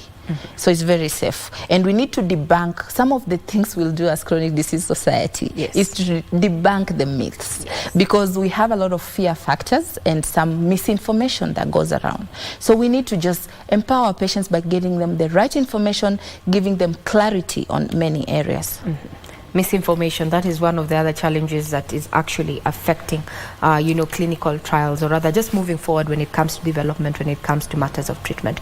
As you work towards closing this particular conversation, as a society, you have done numerous researches in regard to, where we are in terms of our capacity and what is currently prevalent and such. How does the future look like? Given the data and the research that you already have in the next 5 years as we are working towards Vision 2030? With UHC, yes, I have hope. However, the mortality rate is growing. The cancer prevalence is growing more than we like, even as Africans, because we've started eating the processed food. We've started taking the vegetable oil, which there's also a lot of misinformation that is healthy because industrialization goes up, processing goes up, carcinogenics are in our systems. So the mortality rates, the prevalence rates of chronic diseases are going up, and the projections for the next 20 years are not good. They are going to keep going up. And it's not totally bad. We are not totally doomed because once we seek early help and we have all the right information, we can be able to curb this. We can be able to identify the drivers of growth and handle them before they happen. And So the future doesn't look so... you have hope with the UHC if it's actually, implemented as it, in its spirit. Yes. So to speak. If we support it and we all come together, build partnerships, strengthen our systems, build capacity, we are going to succeed because knowledge is power. Not knowing and realizing late when you have to handle it and it's a must, that's what we are used to as our culture and as Africans because we are socially engineered to delay. And that is what is hurting us. But once we are now empowered, we do research, we have our data, we have our numbers, we'll be able to plan, we'll be able to mitigate the risk factors, and we'll be able to reduce the prevalence of chronic diseases. But we have to start now. Now let's look at an individual capacity. What advice would you give a person? We presume ourselves healthy until it hurts. Yeah. But then with this conversation that we've had for the last 1 hour or so, you have said that it doesn't have to hurt for you to have actually a disease. It can take up to 10 years. From an individual capacity, how do we build that capacity of a Regina and another Regina who is watching this particular show when it comes to matters of chronic diseases? Self-management is part of healthcare. Let's not relinquish our healthcare just to medical practitioners. By the time we are getting to them, it's because we've delayed too long. especially when it comes to chronic illnesses. Because, you know, for the top 3 chronic illnesses like cardiovascular disease, myocardial infarction, is stroke and heart attack is very high. The rates of hyperlipidemia and high cholesterol are very high. The rate of high blood pressure is very high. Diabetes, high sugars. Diabetes is not diabetes when you have to use insulin. Diabetes is diabetes when you already have high insulin in your body, when you are already insulin resistant. When you are going to the gym and you are not able to lose weight, you should be concerned, because that means your metabolic syndrome is kicking in. When you are trying something and it's not working, when your body is not behaving and responding normally, that's the time you should be concerned. And that's now why we are in the self-management category. So at the point where you are doing self-management, have empowerment and be confident that you're going to succeed in reversing these things before they get too far. And we just need the right information before we get there, because some of these diseases, they brew in our bodies for 10-15 years before now they hit us in our late life, late 60s, late 50s. Let me not quote an age because it's very varying. Yes. However, it starts when you start being uncomfortable, when you start realizing I need to do something. Don't delay, don't postpone self-management. Don't postpone seeking help. Don't postpone checking your vitals, going to the lab, getting checked, well woman, screening like we do pap smears for girls, yeah? Endometriosis also, when you have those period pains and you think it's just period pains, let me take Buscopan, but maybe that's endometriosis brewing. Most women who go get fibrosis, endometriosis, they've been having it since they were teenagers. Because we are stigmatized to seek healthcare, we shrink in our own cocoons and we shy away. So I'm empowering you, I'm empowering everybody who is worried, and anybody is everybody. It could be anybody and everybody. Actually, everybody should just check their vitals, stay informed. Information is power, and just have self-management and preventive measures as the backbone of our healthcare. I like how you've put it, but I like how you've put it. And I'm not going to do a bat on that, but I like how you've put it. Like, we do not have to wait until it hurts. It is okay to walk to a medical facility to just say, I just want to have my vitals checked.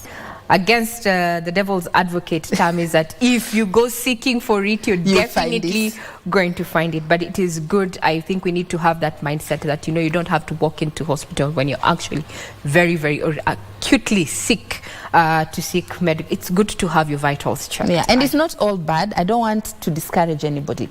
Just start with your water.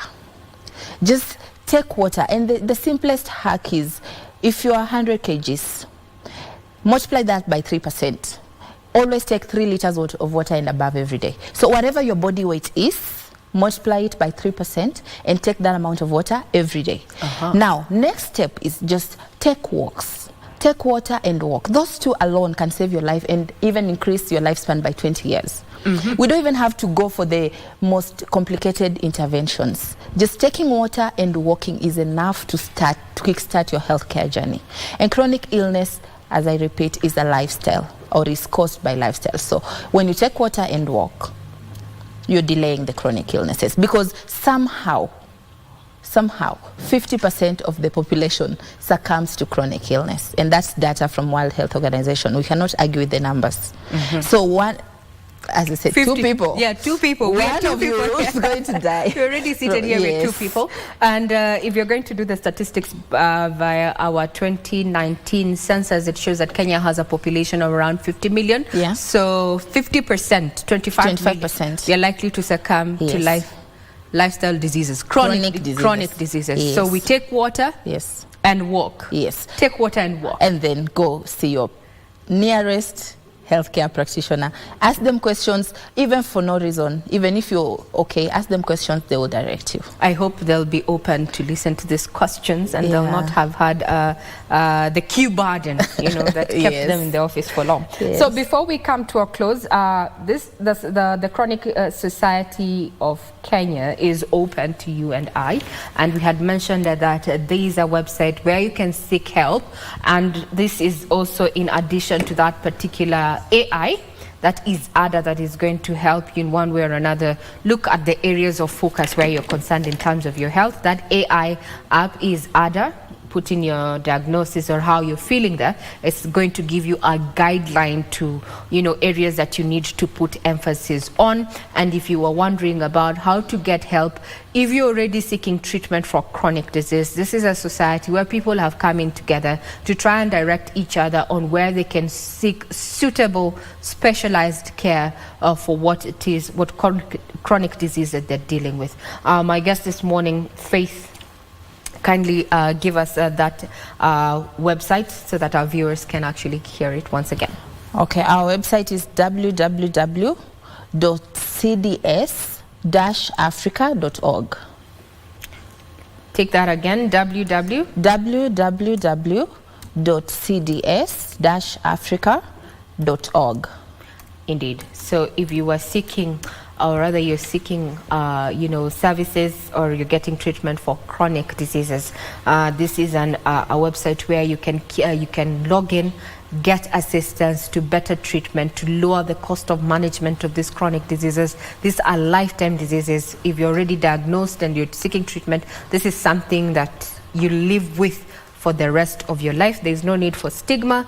Help is always available. The website, once again, is www.cds-africa.org. Our guest this morning has been other than Faith Okwesa Okwaya, who is a medical research and subject matter expert. And this morning on Health Tuesday, we have been discussing, breaking the barriers to treatment of chronic diseases in Kenya. The statistics may appear grim, given that 50% of our Kenyan population is set to succumb to chronic diseases. And the personal advice from our guest this morning, that is Faith. She said, your weight, do 3% of your weight. For example, if you're weighing 100, that means 3% of that is 3 liters. 3 liters of water, and walk.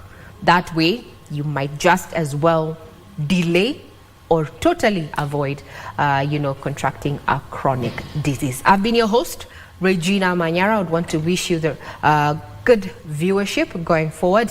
My colleague Ben Troy is on the other side of the studio. He's going to be taking you through News Check this Tuesday, being back to school. This week we're going to be seeing a lot of back to school there. Just yesterday we had the KCSE results there announced by Education Cabinet Secretary Ezekiel Mashogu, and there's a lot of conversation and debate around what has been happening in the education sector all the way from December and November. There were also claims that have been made on social media platforms in regard to a change of marks, and maybe, aligned towards, having that particular portal being hacked. Their parents have come up and said that the first time they sent the message, they got different results. Much later in the night, when they keyed in the same, they got different results. Well, we'll be keeping tabs on that. I'm sure that's a conversation that is going to be had in detail by my colleague Ben Troy, who's coming up for News Check. And talking about those who did well, would want to recognize Miguel Oyomo from Moi High School, Kabarak, who scored a mean grade A. This is an SMS that we have received direct from our social media platforms there. Congratulations, Miguel, there for doing well in school, and all those who did their best there. Remember, also we have seen a trajectory of students who are opting not to go to university, but also just seek, to build their capacity within the polytechnics. That is a conversation that is going to be going on News Check with none other than Ben Troy. We have been talking about matters of breaking barriers to treatment of chronic diseases with none other than Faith Okwesa Okwaya. And I'm Regina Manyara. I bid you a good day.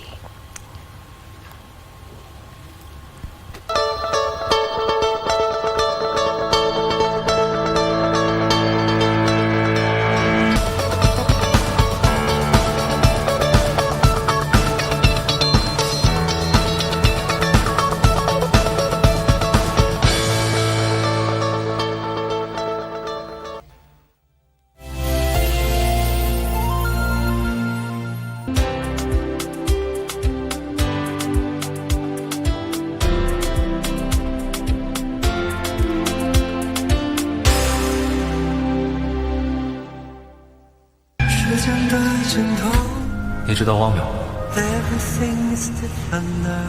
知道，一个纳米科学家。你觉得有可能吗？ Are the measurement correct? Yeah. No accuracy. Misfit of data.